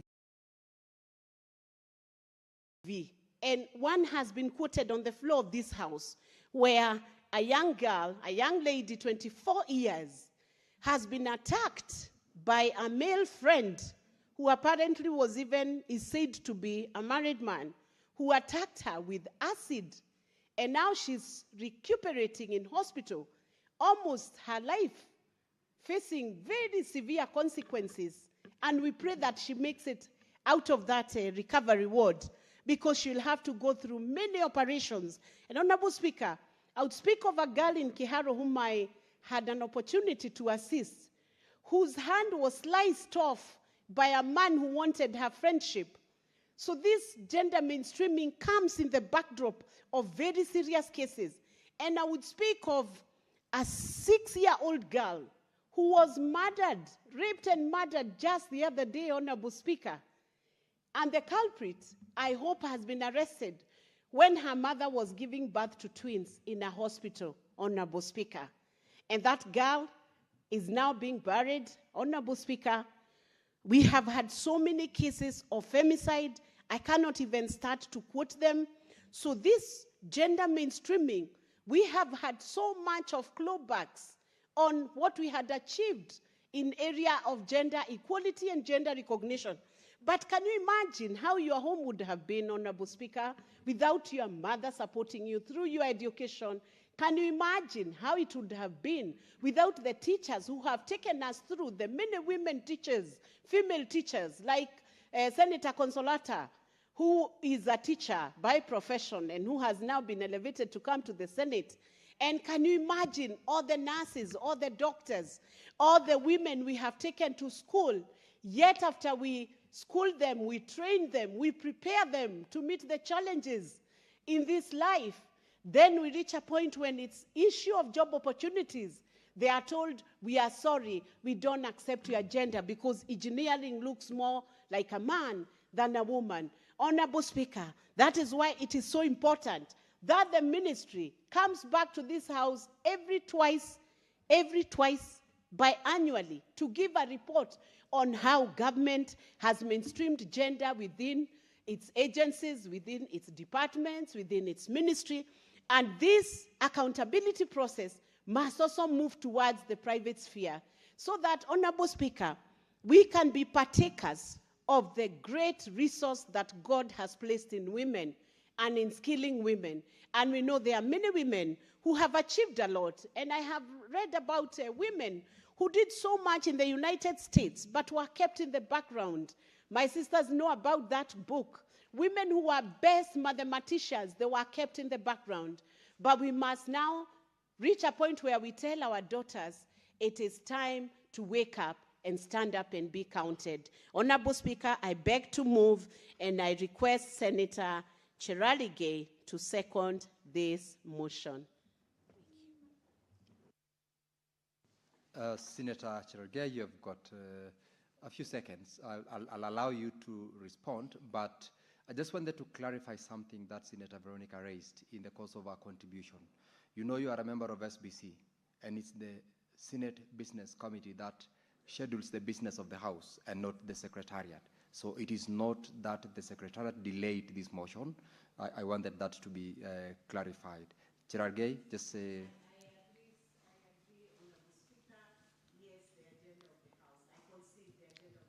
Very well, thank you. Thank you.